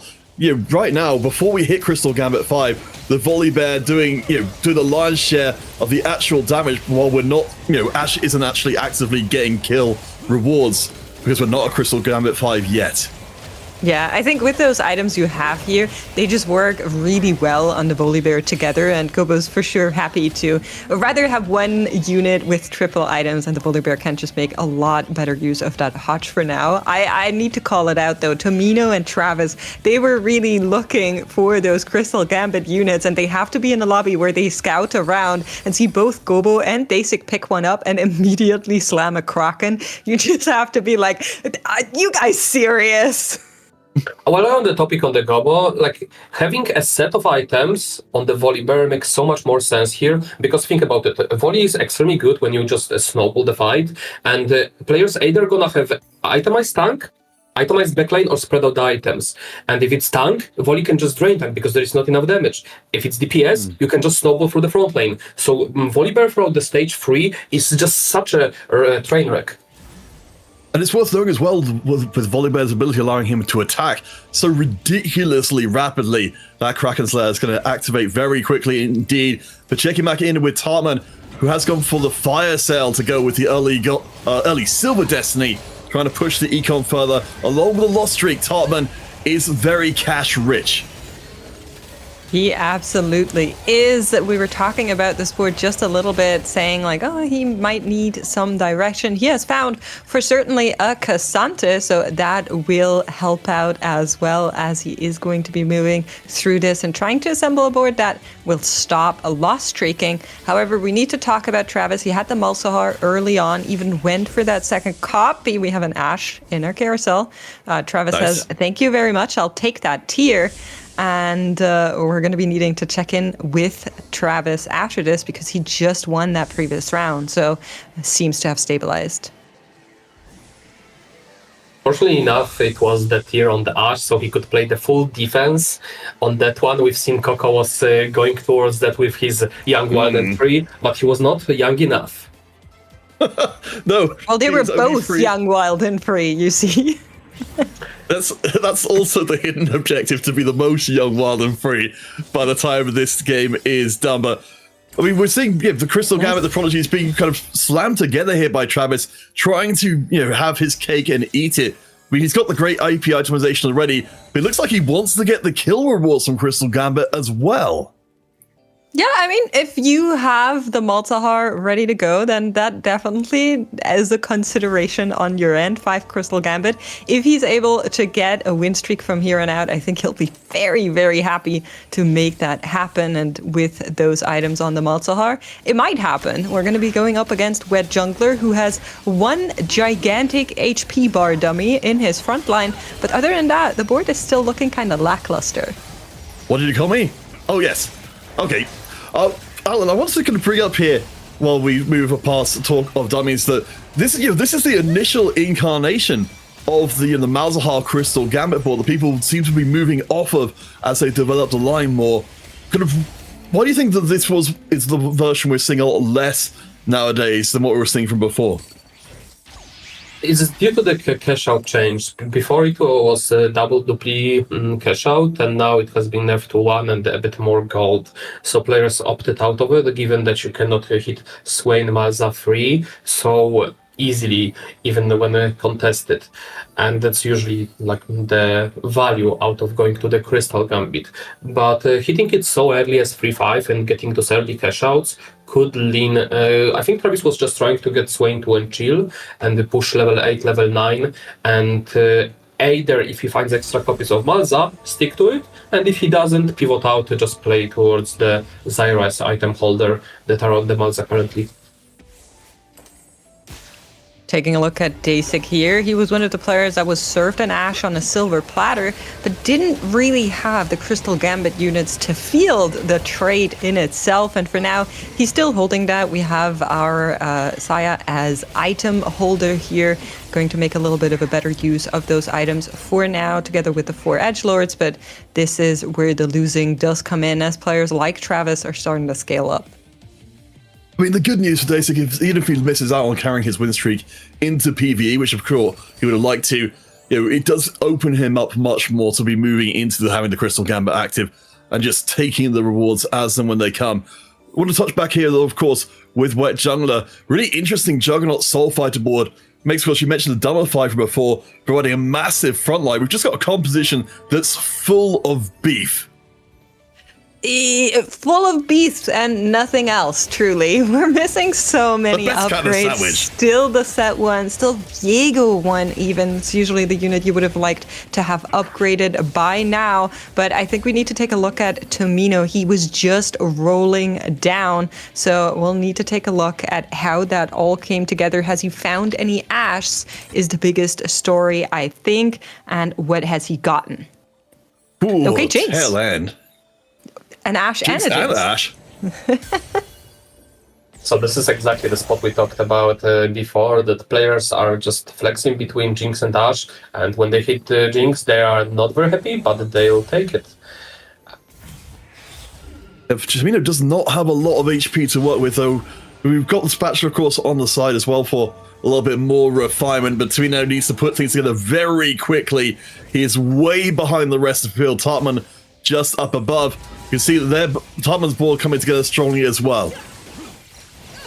Well, coming together strongly is a strong word for Jinx one, but I'll try to be as excited as you are about this counter. For sure, the person he has across from him might just be one of the better matchups to roll into here, as the Xayah 2 is not that strong just yet, but it won't be weak enough to give Tartman a free win. I do have to call to it because we just saw it on the right-hand side shortly. Travis just hit that Mulsahar 3, so he's going to be even more of a bully in this lobby as our third augment does come up, and we're going to be getting prismatics. Tartar looks like in trouble. His Jinx shot 4 rockets to the Shen's face and he did not fold. But moving to the Travis board, he opted to stay level 7 and not push 8, proving me wrong, opted to go for that Marza reroll to the end, even though the Swain 3-star is quite out of the grasps. Oh yeah, I mean, in an environment where everybody is Crystal Gambit, Trifecta less appealing than it might have been otherwise, even if it would make for a much stronger Malzahar. We'll see. No, decides to go for blue buff instead. And yeah, blue buff, fantastic. Could be front lane though. He has a lot of damage items and he needs more front. So I wouldn't be surprised if he goes for a Radiant Crown Guard. Opts for more damage instead. I mean, a Radiant Blue buff is just a really nice item to have if you're running Multihar carry, but I do agree with you, Ellen. I think the front line is looking a little bit sus, is what I would say right now. But we are getting word on what the call to chaos was for Wet Jungler, because he got a free Yasuo 3 plus 20 gold. So that is definitely a decision that was made there for him. Well, it's the extra context for that as well. Is it wasn't just a random Yasuo 3, it was a Yasuo 3 for free in the context of an already edgelord board, so that's absolutely amazing for him. That should help push his power dramatically going through the rest of the lobby.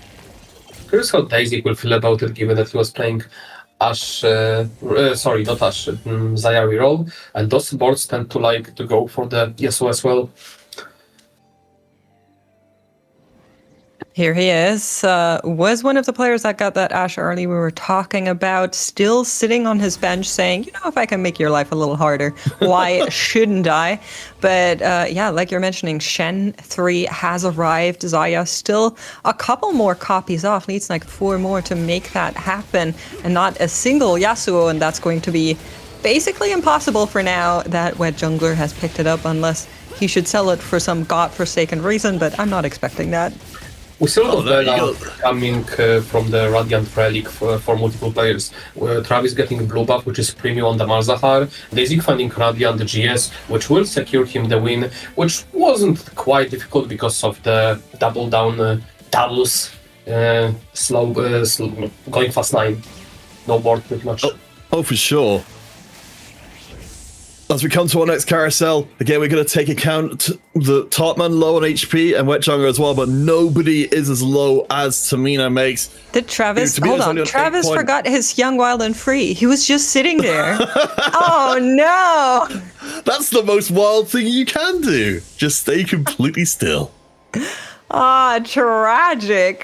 We saw Coco just kind of like waddle up to the carousel, and Travis was just sitting there. We've all been there. Let's be honest. One in chat if you picked Young, Wild, and Free and forgot about it in a carousel. I know I certainly have. So I'm not faulting Travis for that, but I think we need to look at Tomino, who has just lost that previous game and is sitting on his last life. Interesting variation of the Jinx board, playing just whatever he hits together with the Edgelord emblem on the Jinx, with pretty okay upgraded front. Curious where it lands. He could definitely use that Samira upgrade though. Oh, for sure. I mean, Tamino's in a difficult spot here as well. You know, for our players who are on lower points like Tamino, if they lose out heavily in this round, they may not even be part of the conversation later on once it comes to check. But on the other side, you can see the volley bear you would have liked to have had otherwise. The Jinx upgrading with the Edgelord emblem means she will attack very fast. If it doesn't have any of the crit to make massive bursts, I think this time makes it's going to be good enough to keep Tamino alive. Yeah, another chance to complete any of the pairs he has on his bench, and those he surely has tons of. So hopefully Tomino gets another shot at trying to complete any of those carries. On the other side, we're getting a glimpse of Wet Jungler's Yasuo 3 that he was handed from that call to Chaos as he does take down Tartaman's board. Checking in, what can we hit here? What can be found? Tartman and Tomino both donkey rolling, trying to make those upgrades happen, and Tomino does get at least a Samira too. Found the Zyra too before finding Jinx too. That's truly tragic, but given how players roll down, pick up all the Ashe Jinx on it, I am not even surprised. Hitting 5 cost on 8 is easier than 4 cost nowadays. That's just the way the cookie crumbles sometime, and we're about to see it crumble fully for one of these players. Again, you get an 8th place on the lower points bands at this point, and you are in major trouble today in the checkmate format. You're going to be very far away from ever getting onto check yourself. And I think for Tartman, the board's starting to evaporate a little too swiftly. Yeah, as you can see, Tartman and Tomino both going up against each other. Both of our players that were already incredibly low, and Tartman will be brought down to 2 HP. Thankfully, the one that had a little bit more life to give. So both get another shot here to try and turn it around in the PvE round. Big upgrade for Tomino on that Samira, like we mentioned, but Tartman also gets saved by the bell and finds that Jinx too. And honestly, I was a little bit surprised that he was running the Jinx one with that snack, but of course he has found Super Mega, so being able to say, no, if anything I'm going to be winning, this is how I'll do it. I need that Jinx to arrive. Double went for that fast 9, just made the roll down the creeps to make sure he can do all the transition. And we see also Daisy being the other fast 9 player on the back of that call to Chaos, and he decided not to follow up to roll down for that Xayah, being too far behind after hitting that Shen free. Well, as predicted, Double using that smaller board as a transitionary point and finding already some good components here on level 9. So 2 Zyras already, front line of Juggernauts. I mean, if Double not in a perfect position, again, one of our front runners today, does find a 2 TF shop, so I guess I'll retro all previous complaints. Check him PC, this is not normally. He's looking for that Twisted Fate 2 and just gets served a pair in his very last shop that he was able to roll and buy on. But we need to focus on our low HP players, Tartman on the right, Tomino on the left. Both of them going up against very scary upgraded 3-cost units. I'm not sure their boards are strong enough. Look how grim Coco's spot would look without the Sword Overflow. He would be so low on the damage items. Instead, he just rips through the board. Tartman staying alive on that side. Honestly, I thought the Zyra board would do more damage than it was, but that upgraded Zyra, who was catching my attention wow, before. Tartman. You guys saw that? He came Yes. over to Tamino's board and flashes the thumbs up as he knows he's not 8th. Come on. I mean, they were just both contesting each other, and like everybody done that. You just go quickly BM your opponent who contested you, and you outplaced him. That's a good sportsmanship right there. If you ever need Not what I would call it, Alan. to come back in for next games and crush them, then I think that's a good way to do it. Go, Mr.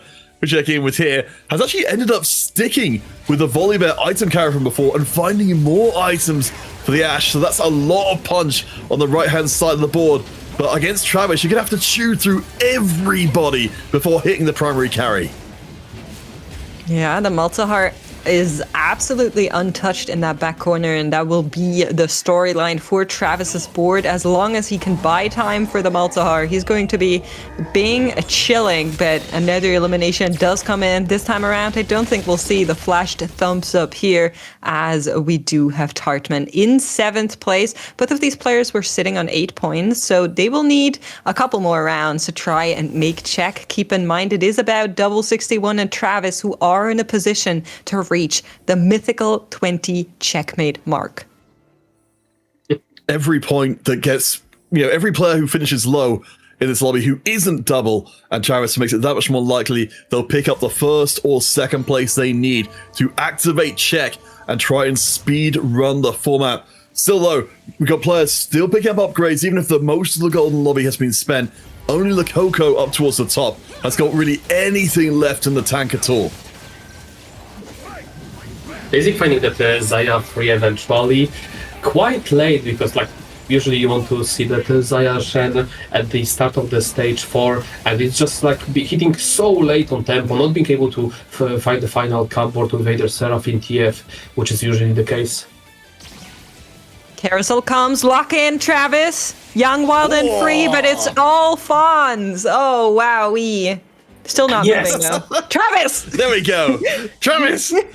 Can someone go and show Travis? He just missed out on picking up a legendary because he made the same mistake twice. I can't. I mean, he's cheating. Like, he's in such a driving position that he just doesn't care. You know what? Guys, no diff. No diff. Someone check on Travis, please. Alright, well, this is why we have cameras, honestly, just to make sure that none of our players are napping on such an important moment like this. We're very close to more eliminations again. Players on lower points, like Obister, their absence in the standings means more points for Travis, more points for Double. And I mean, it's very volatile in the lobby. Even with Wet Jungler hitting that Yasuo 3, he's so close to dead already. I think at this point it's intentional, right? It has to be, but Wet Jungler, like you're mentioning, is going to find Gobo out of all people. Somebody will get eliminated here. Both of these players are sitting on their last life, and the question is, who of these beautiful 3-star units can do it? On the left-hand side, you're seeing that Dummy still stands strong, but it's the only unit that's left, and that's not going to be good enough. Wet Jungler called to Chaos, but Chaos hasn't beckoned his call as he gets eliminated. Yeah, a bit of the positioning leaf, Davi being far away from every single DPS coming from the opponent could have been just a dummy positioning leaf of that extra placement or two for the jungler. All right, down to our top 5, as you can see. I mean, Coco feels like he's the one benefiting most from the current setup. One of our players on the lowest points total contested this model line with Double, but ultimately came out ahead. And we've got those 2 big DPS units we talked about right back at the beginning, mates. The big punching power of Darius and Smolder. Any single unit will get blown up straight away.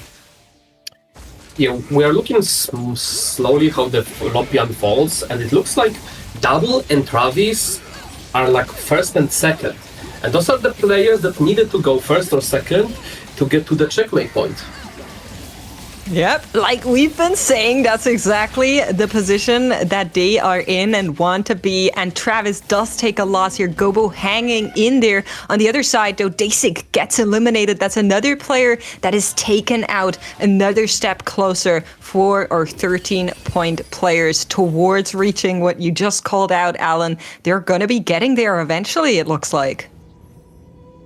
Yeah, we see here Double could face the Gobo, and Gobo, after just beating Travis, looks like the second strongest person. So we'll have to check if Double can take him down. If that's the case, look, Coco being on the free loss streak, pretty much probably losing to both Double and Travis, which would mean that with a bit of help, Double should be winning, Travis going second, and it could be very short type of the finals this week.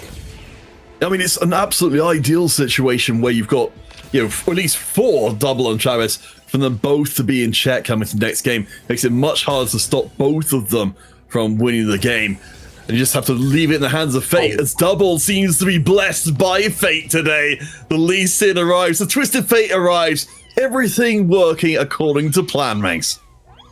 It is, but they're not out of the woods just yet. We still have 2 players in the game, and Lakoko and Gobo, that could put a stop to it. I'm saying could because the double sport looks woke, to be honest, but we're going to be seeing how it goes. Left-hand side, actually, Gobo is going up against Lakoko. On the right-hand side, we're getting a measuring of strength between the 2 players that could get check right here, right now. But for Gobo, it's about survival. Can he take down the Smolder Darius? With this Ashe, he was delivered to his board so early on. She finds the Darius, but Darius has already decimated the rest of the board. Will find the rocket wrap onto her, and Gobo is out. Top 3 for sure for our players. And that means, gentlemen, one of these 2 players will for sure be on check. On the right side, we've seen there is a lot of front, but the problem was there was not enough damage, and Malzadot got spread so much to the point where it was just Cassandra left over, alone, thrown by the Brown, and the dot ticking after Malza was a long time dead. And this was the issue for the double, just being able to go through the board fast enough, where it wasn't the case for the Gobo, where it looks like double was the strongest, but it's just being matchup dependent. I mean, his board quality is absolutely absurd.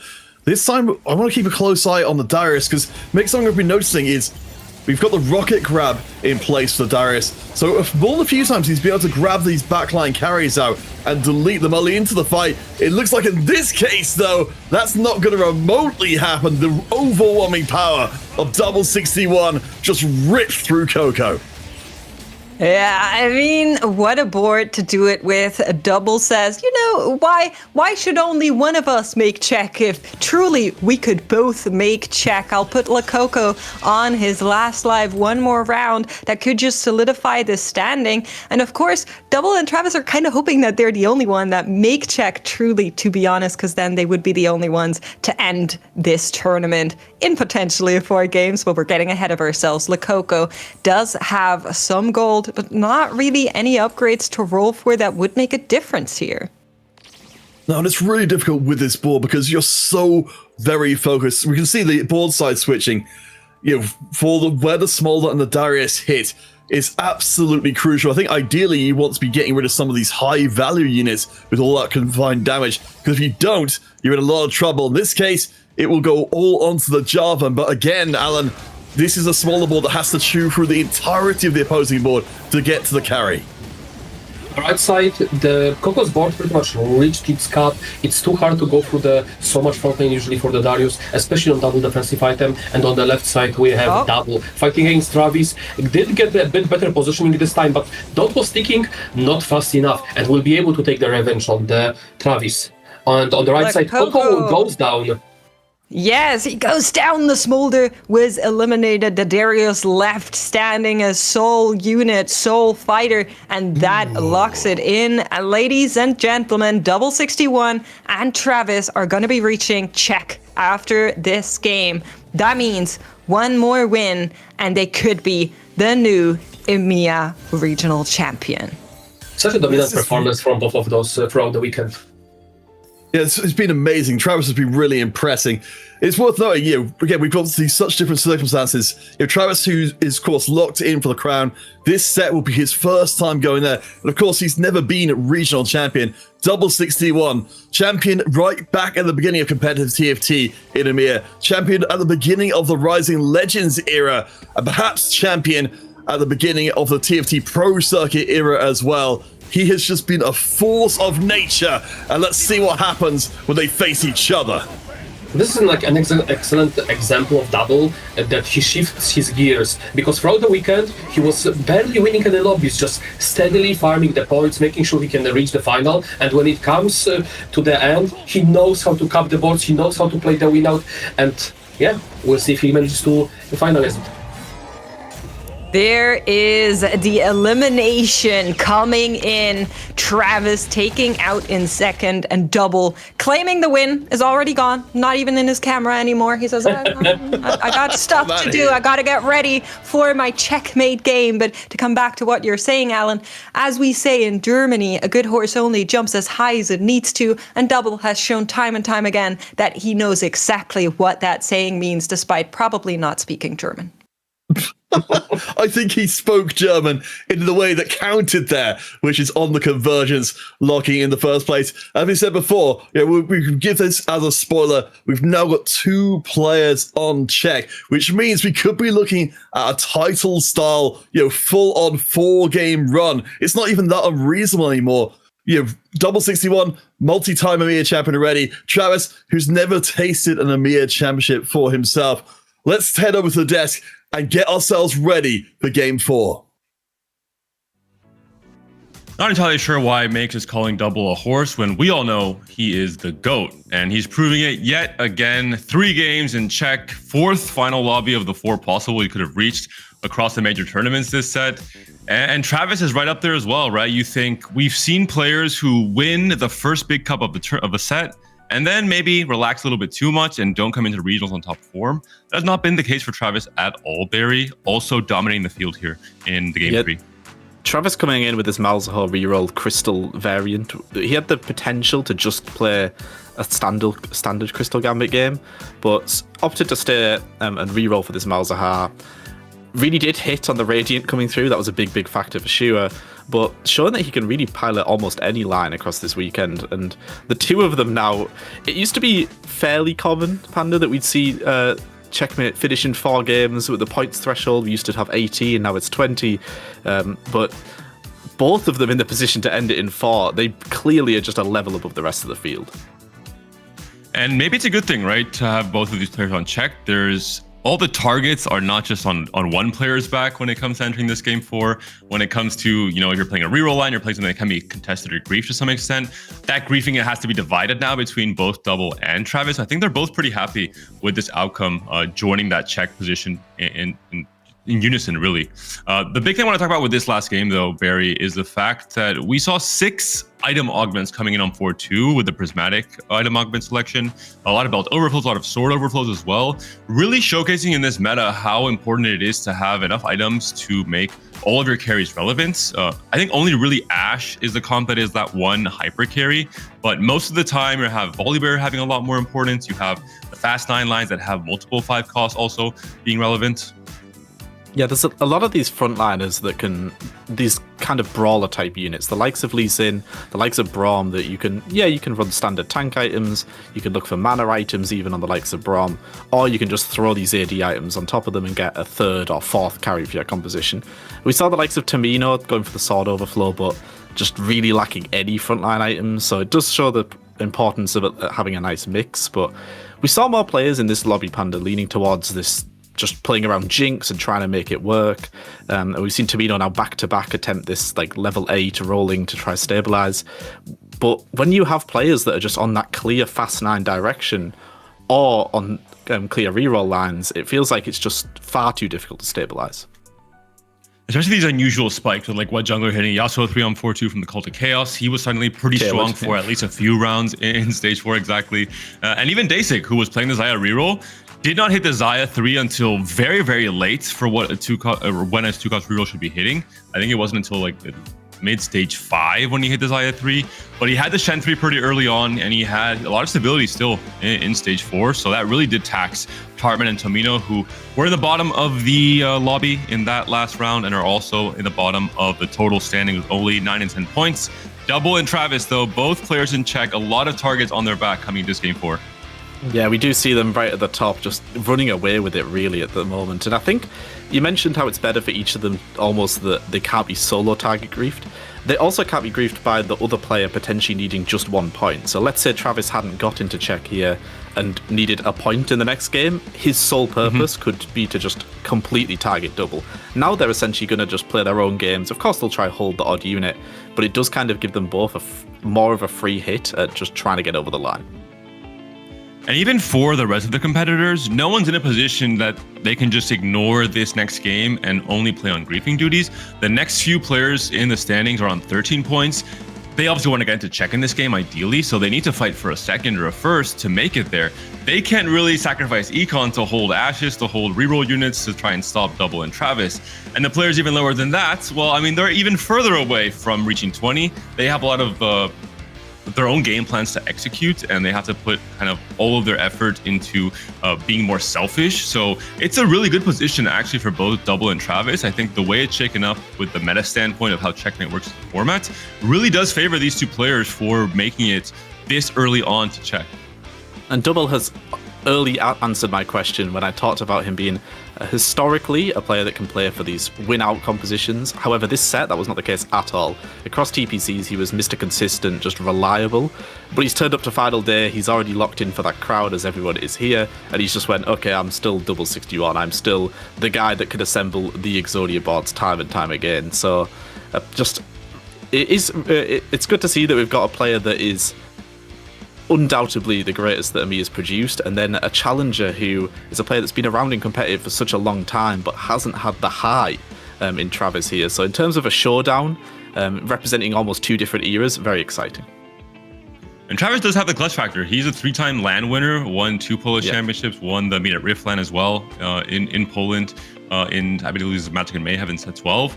So he knows how to deal with pressure. He knows how to be in a position like this one and come out ahead. He's also a player who has had an insane win rate across his sets. When he won the Battle Academia Cup, the very first TPC Cup of the set, he did it off of mostly playing Varus Fast 9 to perfection. He played 5 different games this set of Varus Fast 9.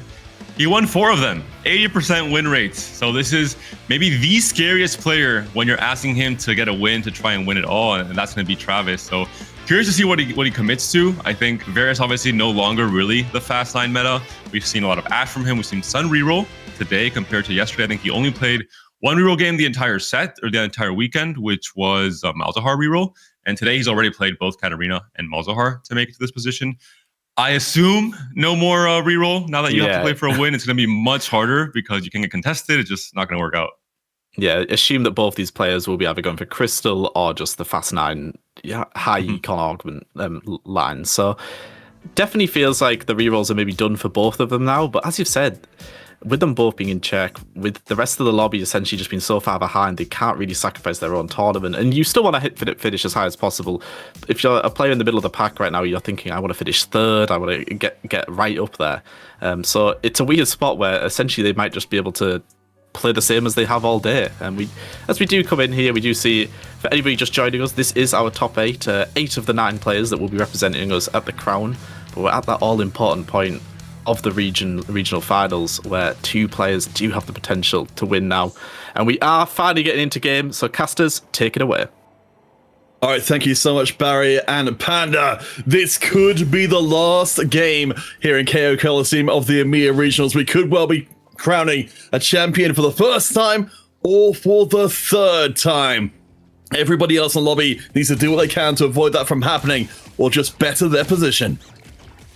That's absolutely right. And of course, the 2 players to watch, not only for us, but also for everyone in this lobby, are exactly those.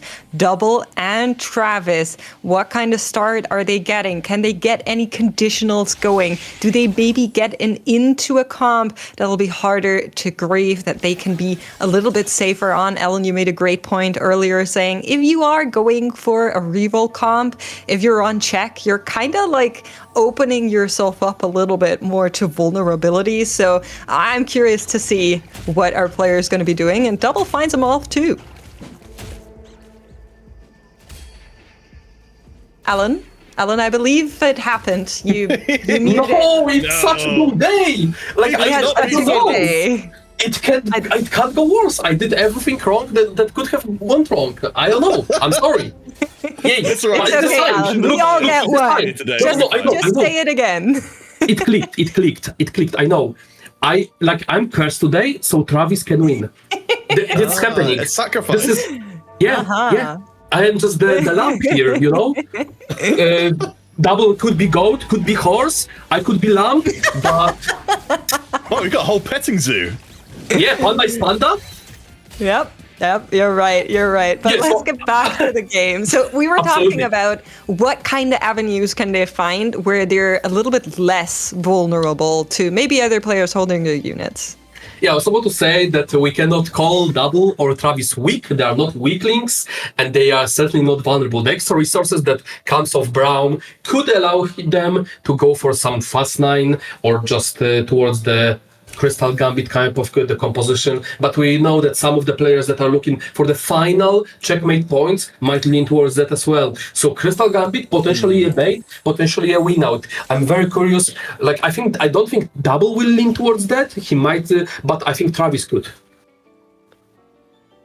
I mean, I want to kind of bring into the conversation as well to follow on to your point. We've thought, Travis, Double, they need the win. Daysik and Coco, they're in a position where they need the top 2, as David was saying on the desk beforehand. So it feels like Daysik and Coco are 2 other players I want to keep a close eye on to see how well they're accomplishing their own objective. You know what's really woke? When you don't want other people to scout and grief you, and you just pick AFK, because then you can't do anything that would give anything away. Double is just going to chill for the next couple of rounds. He's just going to sit there and be like, yeah, you thought I'd be doing something right now, didn't you? But he won't. He'll be AFK. It's one step ahead. Yeah, and then on the other side we see Travis slamming already Anima Visage, slamming already Kraken. It's a foresight what we're gonna be seeing on the stage 4 on the roll down. Stage foresight. I like it. I mean, for Travis and Double at this point, their points overall, just well, they can matter for whether they come first or second. It's all about getting the first place. For everybody else, though, it's trying to get further. I want to point out the augment that Travis picked because it reminds me of something. I don't know if you guys have that still in your memory, but Dish Soap picking birthday present to end the global championship after being on check. This is like the soft version of that. So he has Slice of Life, which means he'll be getting units just twice per stage, just generally having additional units that increase in value. And if you are able to play around those really flexibly, you are going to be able to build out a very strong win streak and then just play from ahead into a fast 8, fast 9 comp, which, as we know, is a great game plan for this meta. And just further to your point there, I think it's very easy to miss with a Slice of Life that it goes up to 5 costs as well, eventually in the game. So, huge investment later on. And I think, Alan, it does speak to a real acknowledgement from Travis's game plan, saying, you know what, I'm going to try and play as independently from the rest of the lobby as possible and make sure you can't be taking these units away from me. Absolutely. And as we've seen, the players mostly lean towards playing around 3 costs, so getting like a 3 cost on the stage 2 could be pivotal, and then following by just getting Ashe and Zyra or Lee could be pretty good for a final cap. But then jungler picking up the component buffer, which is kind of interesting because we talked about it on the back of the last game, being pretty much low on components early and just picking up with them later. But it also works with the Crystal Gambit cash outs, so just prevents getting those random components and allowing you to get more optimal items for even more carries. Yeah, I agree with that. Just a quick mention: no young Weldon free in this game. Nobody can sleep on that. That's very good news. But gentlemen, I want to ask you a question. I want to ask you a question, and feel free for the chat to engage in that as well. Do you think, I'm making you decide that right now, do you think it ends here? Alan? I mean... Okay, I don't think it ends here because there is a bug. Double 61 does not have a smolder on the board. You think it might be just a visual bug? It might be technical issue, might require a remake. So you're saying if Double 61 finds that smolder, which we know is in the ether waiting for him, if you imagine it, it's holding the regional title in its little claws, just waiting out there in the ether for him to come pick it up. If he finds that smolder, are you prepared, Alan, to say that's going to be the key to getting Double through to the regional title for the third time? I mean, he, on top of AFK, he's on the free win streak. If he finds a smolder now, it's all over. I'm inclined to agree that that's kind of insane 3-win streak AFK. But Counterfeit, don't think I forgot about you. Does it end here? Yes or no? I'm starting to believe in the Travis Cat meow meow. Like, it feels like we've unlocked the superb version of him as a player coming in who just didn't need to perform at this regionals whatsoever. He's just shown this side of himself that is absolutely outrageously strong. So I'd be, while I want to see more of this because these players are incredible, I would be not at all surprised if Travis can make this one land. All right, I'm gonna join the voices of chaos and say yes, it ends in 4, but we'll see if we're right or if we just, as a trio, completely jinxed it. As casters, that can happen. But what can also happen is 2-6 Volibear for Gobo, picking that up there. Unfortunately, not on a comp that easily slots this as he's trying to go for the Katarina, but it might be a consideration to change plans. Jungler, double Yasuo, component the buffet, it looks pretty good. Could go towards the Zaya, but without more bows, it could look a bit suspicious, so probably just something around Jinx. I don't hate that at all. So far, Wedge Jungler's looking pretty decent in the lobby. Has spent out a little bit of his gold early on to make sure that he's as strong as he can be. On the other side, though, Daisy, of course, one of the players who was roaring ahead in the main part of this event, has managed to get a very good early Gnar. We know, of course, that can do an absolute shift. Even if it doesn't win the round here, it still gets a decent amount of units down. Guys, we need to go to Troublesport real quick. I have news. Utmost importance. There's a smolder on Doublesport. Smolder has been found. Double 61 has found the smolder. The prophecy is coming along. Yep. That's a very tepid way of putting it, for sure. I love how he's just chilling there. No items, nothing, but he's there. His presence is known. It doesn't matter that there are no items. It's just the presence of the dragon himself. The correlation between goats and the dragons? No. Yeah, they love gold, is the story, I'm pretty sure. Dragons just love eating goats. That's just I was going to say, I was confused whether it was gold or goats as well, but Double may well be the golden goat here. He's quietly working his way through. I mean, to be fair, Double, he's got the possibilities here of making a long-term game plan work. The AFK, of course, I managed to maintain 96 HP while going for a pure econ first sword win. Ain't too shabby at all. That's absolutely right. We're seeing some moves across the board. Quick call out. Gobo sitting on, I believe, 6 copies of that Katarina, but players across the field are trying to stay as healthy as possible. Nobody really going for aggressive loss streaks. Not even the players like Tomino who are currently holding out for the Crystal Gambit, trying to maybe make that happen. But you see somebody else that's holding out for a Crystal Gambit despite not fielding it right now. Travis has assembled all of those units saying, if I get handpicked, delivered an Ash from my slice of life, I wouldn't mind, but we'll see what the next augment is after this round. He's waiting for the touch delivery, that's all. He's ready. I mean, we'll hold our breath and see if it does arrive. I do want to take a second to note Tomino on the other side as our lowest points player in the tournament right now, picking up the Crystal Gambit early on and the good for something, doubling down economically as we go from silver to gold.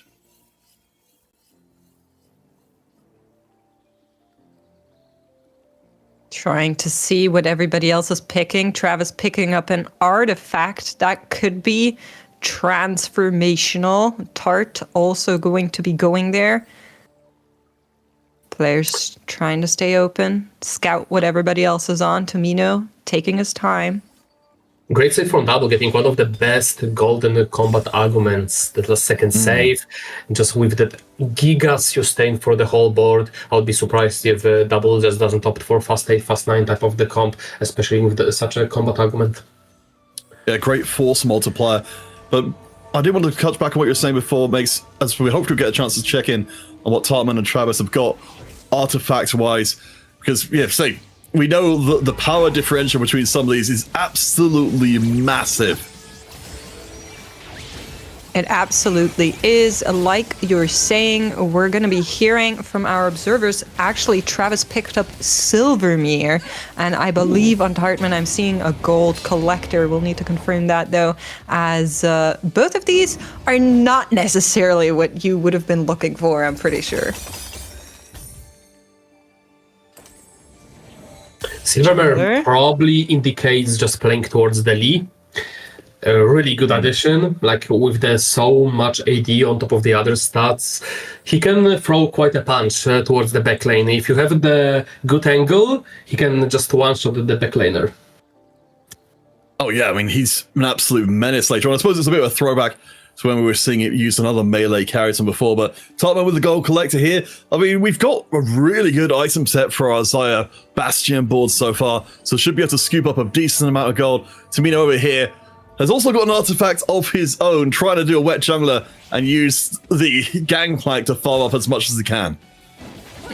Is that what we're calling it now, a wet jungler? Yeah! That gangplank is still a GP1, so he'll need to do a lot of things to try and get through the boards. On the other side, though, is Dasik, who also hasn't really found big upgrades just yet, is sitting on a Gnar 1, which isn't the strongest unit, but looks like with that Shadow Clone, it's going to be good enough as we will be moving into the carousel. I'm kind of looking towards Tomino, who is our lowest points player overall, just 1 point behind Tartman. Both of these could be the most likely to maybe try and grief one of our checkmate players, but we'll see whether or not it happens. What doesn't happen is an Ashe on this carousel, but a Samira will be up for grabs if players want it.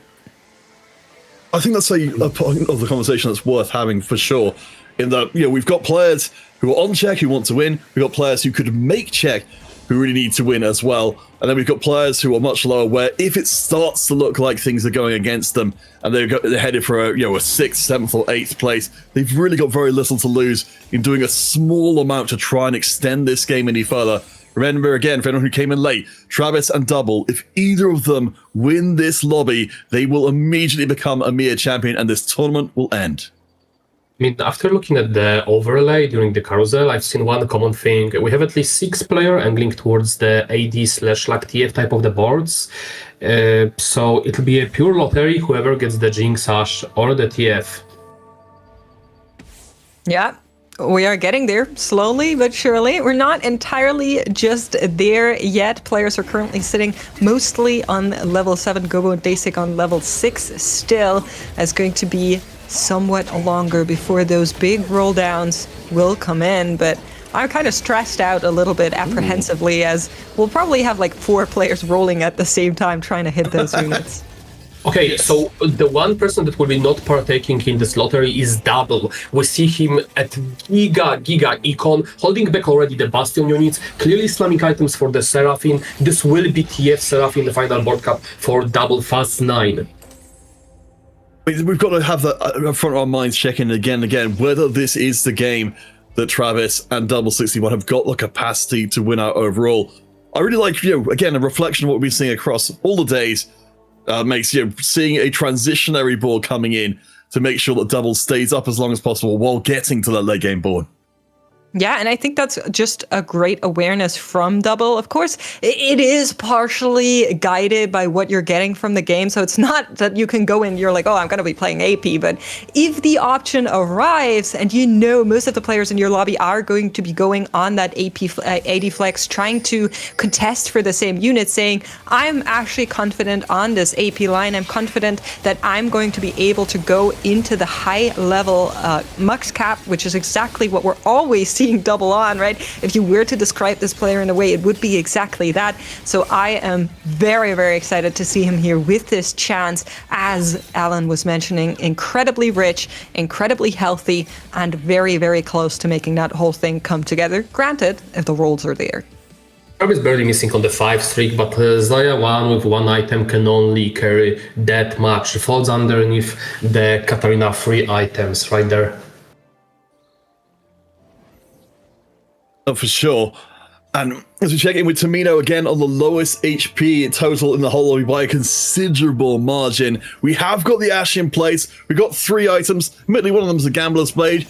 Wouldn't mind seeing something a little bit more substantial, but it feels like Tamino's at least got the capacity here to start turning things around. We're hoping so. Like I mentioned, a player with the lowest points, if he wants to have a shot, he needs 2 things. A, the tournament to continue. B, to reach a lot of points in a lot of, little time. But you know what helps? Finding a free Ashe 2 on 4-1 in 2 rolls, that surely does help. So Tamino now going to be rising on our leaderboard on the back of that Ashe 2. Double chilling, waiting for that fast 9. We see multiple other players running. Tomino finds, and is this another player with Ashe 2 on the bench? Yeah, I think so. We've seen 2 people hitting Ashe 2 already, so the rest could just go towards the Jinx instead. I do want to take a second to, as our ashes start flowing in, to recognize Gobister on 12 points, so he cannot get into check as of this game. This is why I really like seeing him on the Katarina. We know this is going to do well. He's just trying to accumulate as many points as possible. Looking forward to next game, assuming we get that far, where he can really battle for check. All right, let's not get ahead of ourselves. We're going to get augments next, and that could be a big factor here. One game still going. Wet Jungler, the Coco, fighting it out. What's going on? Okay, there we go, finally. Coming in. Augments, and it will be prismatics. Silver, gold, prismatic, as it has been foretold. What are our players going to get? Coco goes for invested, was pretty healthy, level 8. I'm not sure if this is a fast 9 type of invested, or just roll down on 8 to get the board. And double goes for the Giga Cup, goes for the crit one. This might be big. If he hits the units, he might close the deal right there. Oh boy, we're looking for everything to come together here. That's what's just a correction to what I was saying before. Tartman, Wet Jungler, and Tamino, the only players who can't go into check as of this game. Travis, though, I mean, this board is looking pretty damn good. I love seeing as well the snacks time coming in. Well, with that Silvermere we mentioned before, the raw stats mean those snacks will hit a little harder than normal. They absolutely will, but we need to watch out for the players as they make their way towards that mythical level 9 to try and find those legendary max caps as they've been looking for. Tamino, as we were saying, with that Ashe 2 doing pretty well. On the other side, Travis, quote-unquote, only has a TF pair, so that TF not upgraded yet. Once he's going to be able to find it, he will do much better, but for now is going to be served a loss. Still very healthy, over 50 points on the leaderboard in HP. So you see the difference between double Travis and the rest of the lobby, where a good chunk of players goes for the econ arguments just to hit the boards, and clearly double Travis playing for the twin out, going for the combat arguments that can scale very well going into stage 5, stage 6. So what if they hit, they win. Coco on Speaking of hitting, invested, Dasik, pretty good hits, I would say. Ashe 2 is on the board. We have Cassante 2 as well. Jarvan 2. Pretty good. Or actually, yeah, we have Cassante. I was looking for him. It's quite stark, isn't it, when it's justifiable to say, you know what, I'm going to trade in a prismatic augment just to get my board online and be, completely valid, because you're going to be getting all these extra rewards. Of course, you won't if you're going to get punched in the face by Tamino, but there's still plenty of other people in a similar position. That's a very good showcase of prismatic econ versus good for something that Tomino had, and he went for the combat prismatic instead. Pretty much the same boards, Cassante 2 and Ashe 2 versus Cassante 2, Ashe 2, but the power of the prismatic argument versus the silver one is just too big.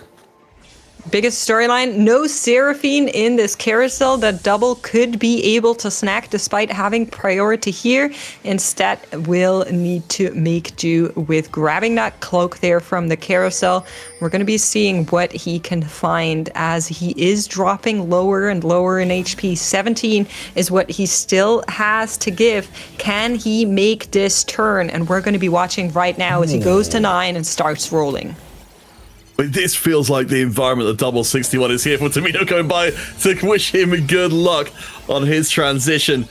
I mean, Alan, we've seen this from Double again and again. He flies so close to the sun, but very, very often he soars.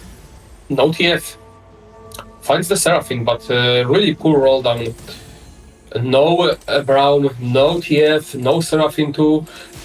This looks like an 8 for the Double. Definitely not where you want to be. You can afford one more loss if it should come this way. On the other side is Lakoko, who has also found a Seraphine, but this one is enabled by having a second Jinx and even more importantly, a Varus 2 in play already. This Malzahar is not going to be able to do anything against that as he puts Double onto his last life. One of the 2 players on check here. If he gets outed in 8th place, that means the rest of the lobby is only watching towards Travis. Ooh, that's a shot. It sure is. Gonna go. Still missing on the Brown. I don't think that's gonna be it. Like, this is still the Ona one, the Seraphine one, Malza being the main item holder, no items for TFs. He does see the Duplicator, which needs to probably go towards the Seraphine, so the double TF without items doesn't change much. It has to be pretty much exclusively Seraphine 2.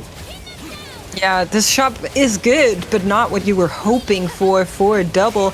And the other thing he was hoping for was probably Tartman as one of the weaker players in the lobby right now in terms of board strength. Instead gets Wet Jungler, also an option that he could possibly contest with, but it's not going to be good enough. And with that, Double takes an 8th place, stopped from the chance of claiming his 3rd regional title for now. The job is half done for most of the players in the lobby.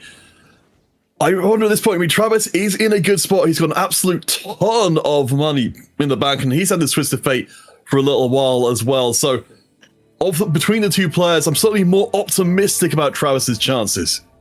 So given that Travis is going for a win out and he's so healthy, he could even grid out until 5-2. And the fact that Double went down is pretty good for him because all the units that they are both contesting between each other are going back to the pool. Meanwhile, Travis having a bit better components altogether and having already the key units, sticking on double TF. We'll see if he goes for the 9. No, I thought he's gonna grid TF right off the bat. Now he just wants Seraphine. Oh, there we go. She arrives. I understand what's happening here, Alan. You cursed Double with your prophecy earlier on. You were saying all this only that nobody would pay attention to Travis, and now we're arriving exactly where you wanted us to be. I have got you figured out, my man. God. Well, that's what Travis is headed for being, if he can stick the landing here. Again, I do apologize for before, my brain is still in Checkmate 18, haven't adjusted to the new format Checkmate 20 fully. So everybody else trying to pick up their points across the table. Unfortunately, we've got the fly in the ointment that is Gilbister on 12 points right now. That Katarina just ruining backlines. So she does take down Travis's board for now, but he has still 20 gold to work with and a bunch of HP to sit on, to fall onto, as the rest of the lobby is kind of finishing themselves off. Checking over to Tomino, sitting on 2 HP, has found that Ashe so early on, but wasn't able to turn it into a win streak. Has been losing twice in a row right now, and the only other player that's sitting in a similar situation is Tartman, who seems to be collecting Boli bears. Is that the plural? Boli bearsties?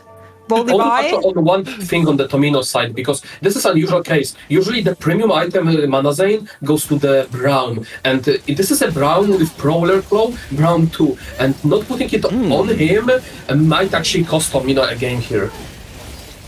Well, he is leaping onto the backline, unfortunately not onto a primary target.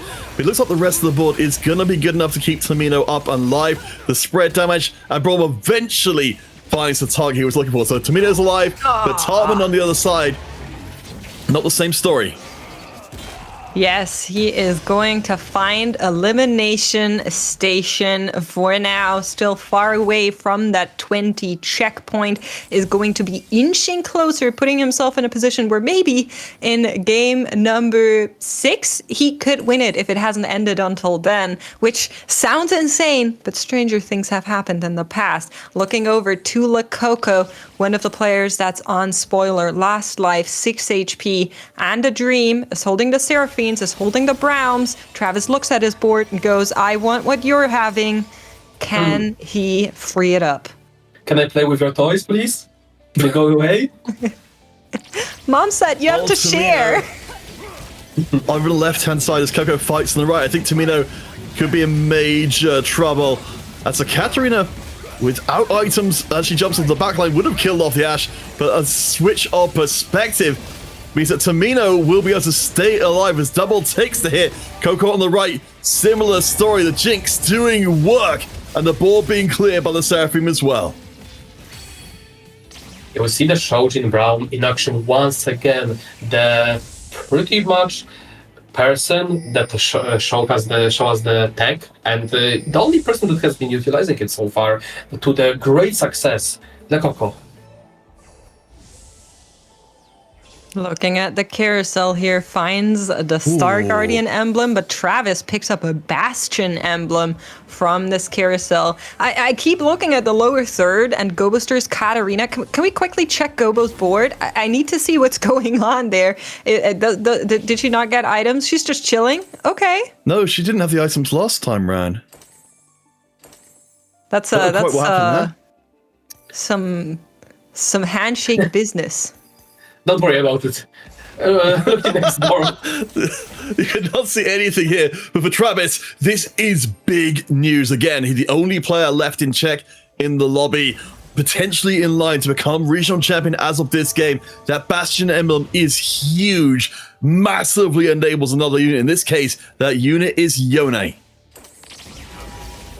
The spawning is doing pretty much the God's work there, but I think Travis, even though he has giga scaling items on the back, without Seraphim triple item or like Braum 2, this is not quite it. Like if you look at the other boards, they are just a bit stronger, especially looking at the Coco.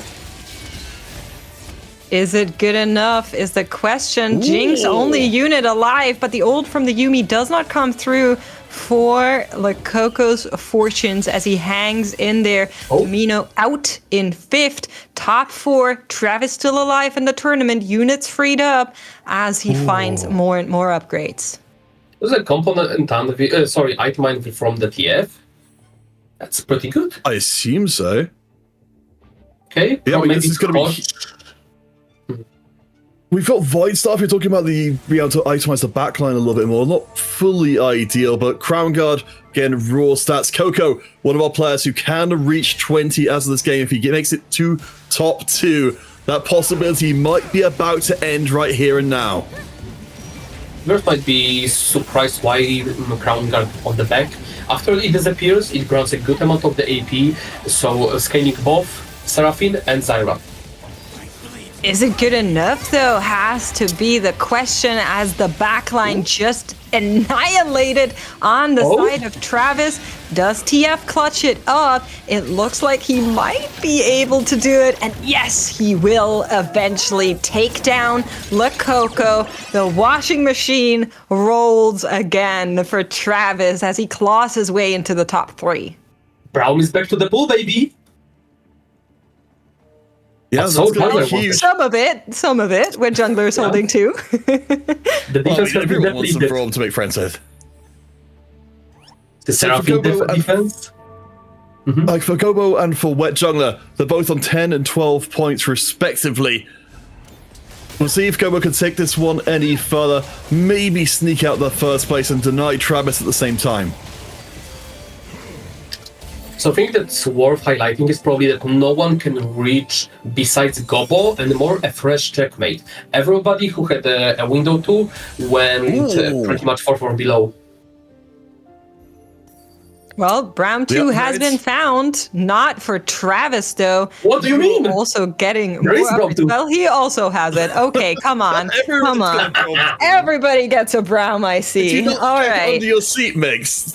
I was not aware. Reminds me that this whole time he's getting a little comfortable, honestly. And you get a Braum. And you get a Braum.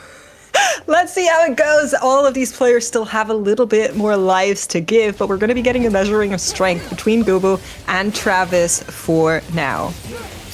Gobo being on the not quite right side to reach that TF backlane with the Katarina. TF safe and sound, being able to ramp up. One thing you're pointing out before with the Crown Guard, actually giving the Seraphine a little bit more time to get her cast off, means that Travis should be able to walk this one through. And of course, every round gets a little stronger. Thanks to Twisted Fate, Travis is starting to build that final momentum. We could start to believe in him as regional champion.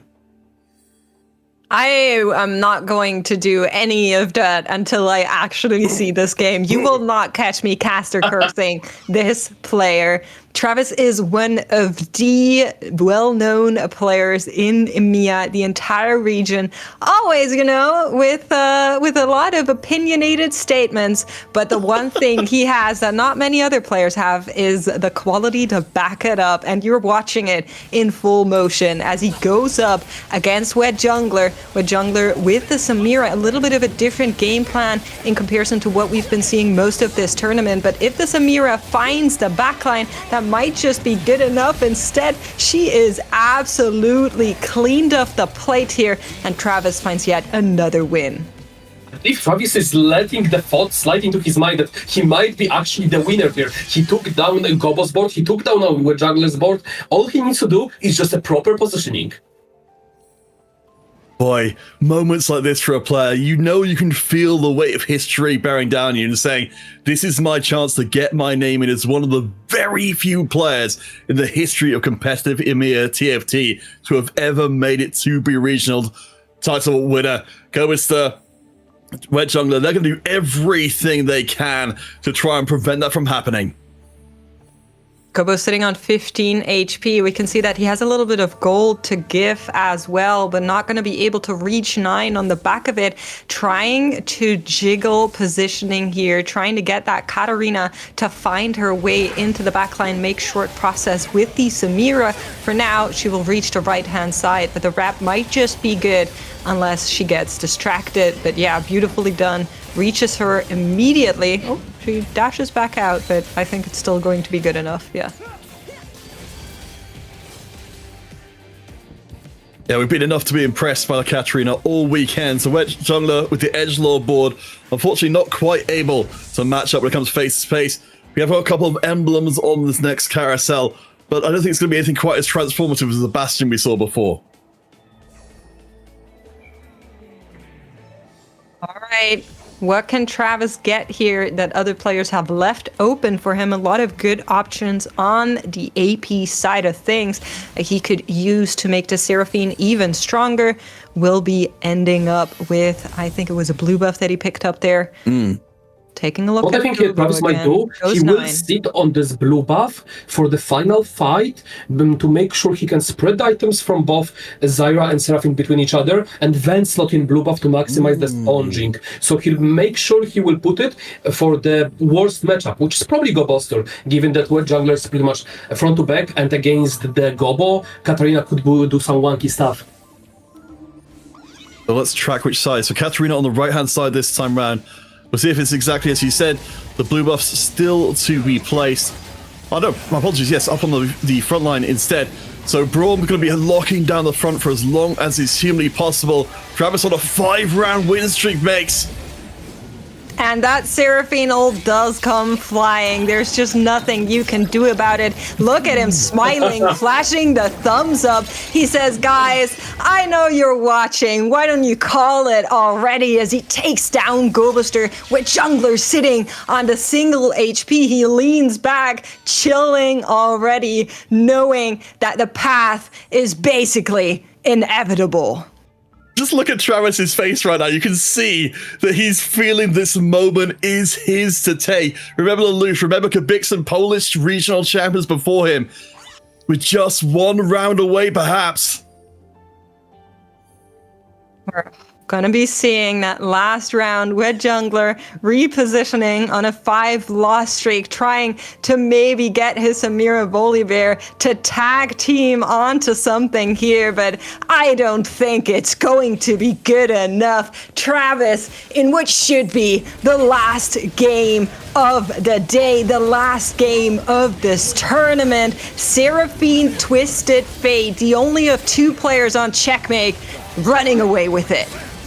It's been 2 years since Travis has been in a regional top 8 at all. He leans back. His moment has arrived. Twisted Fate moves in. The cards lie as they have been dealt. And Travis will be regional champion for the first time in his life. Finally, the results matches the ego that Travis had. Finally showing the result that he thought he deserves. Listen, Oh boy. I've seen Travis win at the Polish regionals before. I've seen him do so well at other lands. He just shows up again and again. And finally, he gets another big title on that belt of his with being the EMEA champion. He already was qualified to the Tactician's crown, but just look at him celebrating that win rightfully. Absolutely incredible stuff. Again, the player who didn't need to come into this event all guns blazing already had his spot completely locked down at the crown. Apparently, we have found the secret source that gets him to be his very best self. Listen, guys. We need to do something, which is Travis's signature move. It's Travis Cat meow meow, right? You got to do that. That's important. You're doing that. 1, 2, 3. Travis Cat meow meow. Oh, come on, Alan. That's Alan. Already can, he's already a meow meow personified in human form, so doesn't need to make the gesture. Disappointed, Alan. Disappointed. I am so happy for him, but I have to stand up for myself. I appreciate you, as a Polish representative here on at least this desk, that you took the opportunity to get the flame in him, because at this point, as you said, this is a massive moment for Travis. It probably is going to be a defining moment from him going forwards. Honestly, I think it just goes to show that chat is way cooler than Alan, because they were doing the meow meow. I'm just saying. I think it's a really good finish for the Travis, given how dominant he was throughout the set, throughout the TPC, during the week 2 of the regionals, and whole finals is just pretty much the finals showcase of how well he can do if he puts the work. And I think this has been the case for players we've seen before, that just getting their moment, getting it finally proven to themselves that they are capable of so much more than they would have expected they were capable of before. To have that locked down in stone, and as I said, to put him amongst so many other regional champions who've crested their full potential. We need to head across the desk, though, to take stock of the final moments here. The regionals games are finally over. We're just now picking up the pieces. What a final game from Travis. I did warn our viewers at home that Travis had a bit of a knack for playing for wins in this set already. We saw it with Varus back in the Battle Academia Cup. We saw it now again today. Perfect strategy with a portable forward, making great use of Silvermirror Dawn on this Braum. One of the strongest, I think, combinations for this Braum in the first place. And the sponging worked so well with the Bastion frontline, getting a Warmog on all of your frontliners, buying so much more time, and having the full itemization to make sure all your backliners are also stacked. So just an unbeatable combination from Travis to end it all. Yeah, really dominant performance. I mean, to have one player in check after 4 games is crazy. To have 2, and then to be able to get it over the line when you have double falling out fairly early in the game, which kind of allows everybody else to then solely focus on denying Travis, but he still managed to make it work. And playing different varieties of these win-out compositions throughout the day, even playing the likes of Malzahar reroll last game, showing that he just has such a great read of the meta and such a deserving champion. And we saw even from someone like Gobo, who's playing kind of in a reroll, a comp that usually is not going to win out. And Gobo wasn't really in a position to play for a check this game. He needed a first. I think he knew with Katarina he wouldn't do it. So he was trying to sacrifice some of his Hivlies to make other players like Tomino and Lakoko, who were maybe in a better position, to try and help them scale with the Crystal Gambit cash outs and maybe beat out Travis, but it just wasn't enough. Even kind of 1v5 or 1v4 at the end there with only one player in check that's alive, which was Travis, no one could really stop him once he got this combination going.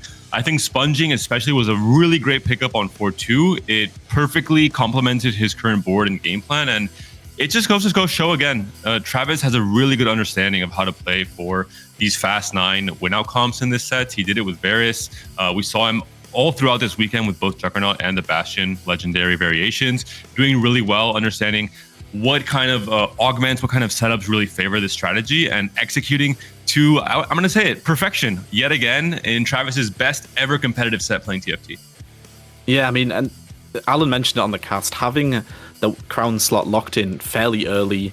I mean, coming into regionals, I wonder if it just allowed him to play with a little bit less pressure, kind of allowed him to play his own game. Once you got to this final 8, the pressure was absolutely on, no doubt at all, when you look at this field. But just a player that has been around for such a long time now, but you could see the smile on his face. Almost nice that he had the victory lap a little bit. He knew he'd won that a few rounds beforehand, but just had such a dominant set, really, overall. And we know how well he can perform on lands in the past, so should be able to step it up, I'm sure, going forward. And check out the standings to see where everyone else plays. Of course, where you are in the standings is relevant for the prize money you're taking home. In the end, Double, despite the 8th place in this game, was so far ahead alongside Travis that he is going to still end up 2nd place. So a runner-up position for Double 61. The French army following him shortly after with Lakoko and Gobo, blocking in that top 4. And really just a few players that were falling a bit more behind, like Tomino and Charmin, not quite able to make it work in this final day of competition. But I believe we have Travis on the line. We're ready to get ego checked by the Polish champion himself, who now has all the rights to be as cocky as he was throughout his entire career. Travis, big congrats on the win. Absolutely deserved. How are you feeling? Oh, I can't explain how I'm feeling. It's I can imagine. It's so good.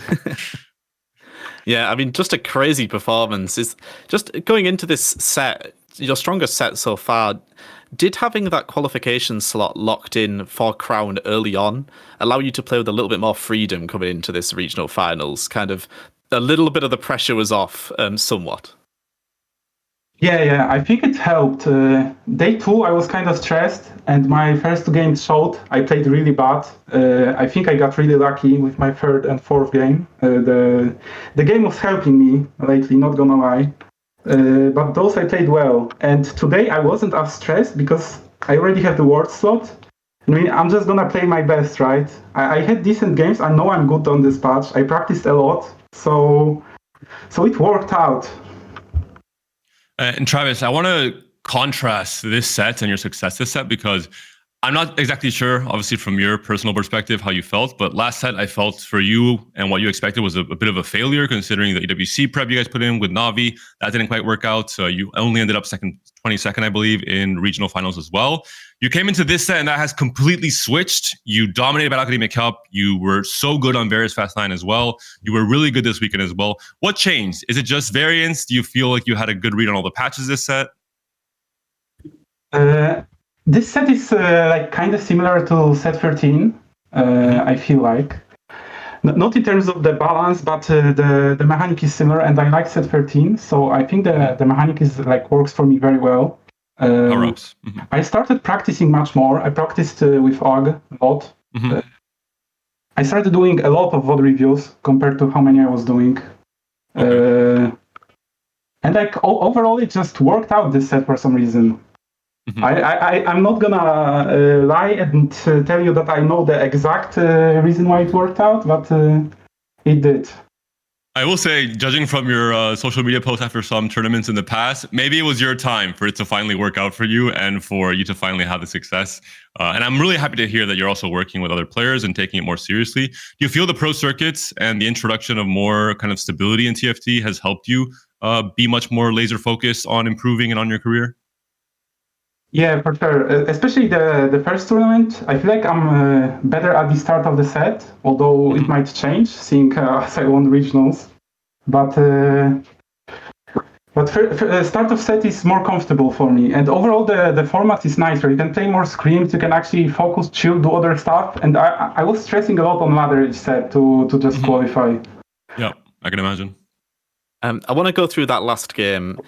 It felt like we could see on the camera that a few rounds before the finish, you knew it was wrapped up. How did it feel just having, we saw you smiling and like looking towards the lobby and just kind of knowing it must have felt really good having that few rounds of a victory lap almost where you could really kind of take it in, where you knew it was coming home? I only started expecting it at the end, not gonna lie. At the start, I thought Double has like a free win. He was win streak with AVK. Which is kind of insane. But somebody broke his streak before Golems. Huge thanks to that person, because I think that kind of griefed his game. And then later, I didn't even see his board. He was playing some Malza. I'm assuming he just low rolled his roll down on 9 after the cash out. I thought I might lose to Ash as well, but it seems like he didn't have enough time to cap because people were playing quite high tempo this lobby. And when I got to Brown 2, I know like the last two guys can beat me when I have Brown 2. Like Silvermere, Snacks Time, I got blue buff from last carousel as well, it was over at that point. Brown is just broken. It looked over a little bit earlier than that as well, to be honest. Okay, maybe. I just didn't want to jinx it, you know? I see. Travis, you're the third Polish regional champion after Lelouch and Kubikson. I would say Poland is definitely on the rise when it comes to not just the elite players like yourself and the two I've mentioned, but that next generation with players like Pepogad, for example, players like Sova, a lot of other players rising up to play in Tier 1 as well. How do you feel about Poland overall? Do you feel as a country you guys are going to slowly creep towards France and maybe have surpassed Germany already? I think the gap between France is still like very big. And Germany has like more closer to T1 players as well, I feel like, because there is Jungler, Hydra, Solo, Salvi, like those guys. And in Poland, it's, I think I would call like Tier 1, Tier 0, only me and Kubikson. And Sova might get to that point, but he hasn't done any big showings on the international tournaments yet. Unfortunately, he griefed his regionals by playing 7 games of Polish TRC before them, which he told him not to do. And people glad, I don't know, he doesn't treat practice that seriously, I feel like, and just drops the sets. So hard for me to judge him. Okay, maybe they still have some room to find improvements like you have this set maybe as well, or maybe it just clicks for them this set. In a way absolutely. I think there's always room for improvement. I've been improving for how many sets now? I've been playing the game competitively since like set 5, set 6, I think. Yeah.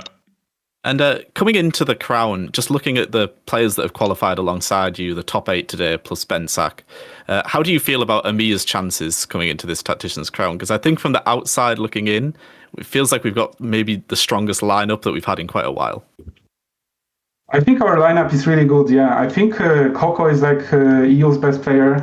Jungler probably same category. Double insane, of course, as well. I mean, Double is probably the best. Let's don't play me here. But overall, the lineup of the whole World Championship is very strong. Like APAC guys, Ironbok, YBY, best APAC players by far.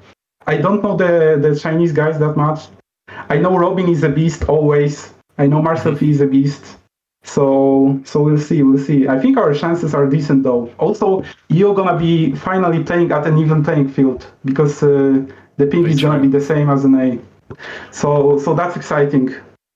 We'll see if that's going to be a difference maker. Travis, we're going to let you go. Obviously, it's been a long day, very stressful day for you, but a very successful day as well. Before we let you go, any shout outs you want to give? Anyone you want to thank for allowing you or helping you make it this far in your journey? A huge shout out to Auk, of course. I practiced with him, so couldn't get here without him. Shout out to my friends. Shout out to my mom, who always supports me. And I think that's it. All right. Also, wait. Oh. Shout out to Spanish community and Dalesom. Yay, Spanish community. I'm down with that part. Thank you so much, Travis. Congrats again on the win. Get some rest and hopefully steal some tech from America's players once that starts in a few hours. We'll see more of Travis, of course, at the TAC Crown coming up very, very soon, Barry, and so many great competitors as well coming up. Yes, so many great competitors. I mean, Travis, just going through the players that we should be expecting to see there, but overall, you can just see how much it means to him getting that victory over the line, and just having, as you touched on, such a remarkable set, really. But for all of our players that we saw today, thankfully, none of them missed out on Crown. We did get to the position where our top 8 were secured. So even those that maybe feel they had a bit of a lackluster final day, they've still got that to look forward to. And you can, of course, stay tuned and get all your updates for competitive TFT on all the different socials that we have available at Compete TFT on X, Teamfight Tactics on Instagram, and Play TFT on Facebook and on YouTube. And of course, you have the lovely socials of all of our commentators, us two included, I guess, Barry. We're part of that. Infectious Panda, you can see on screen here, and Barry Baden. And then Makes with an underscore at the very end, Counterfeit Cast, and Alan ZQ TFT. If you want to get more TFT action, we do, of course, have the grand finals of the Americas Regional coming up very soon on this same channel. So once the channel goes live again in a little while, we'll have a jam-packed final with Checkmate as well over in the Americas to enjoy and maybe learn from as well. And after that, we'll see you in the TAC round in 2 weeks' time. So the best part of competitive TFT is still loading up for this finale of Set 15's KO Coliseum. We'll see you later on.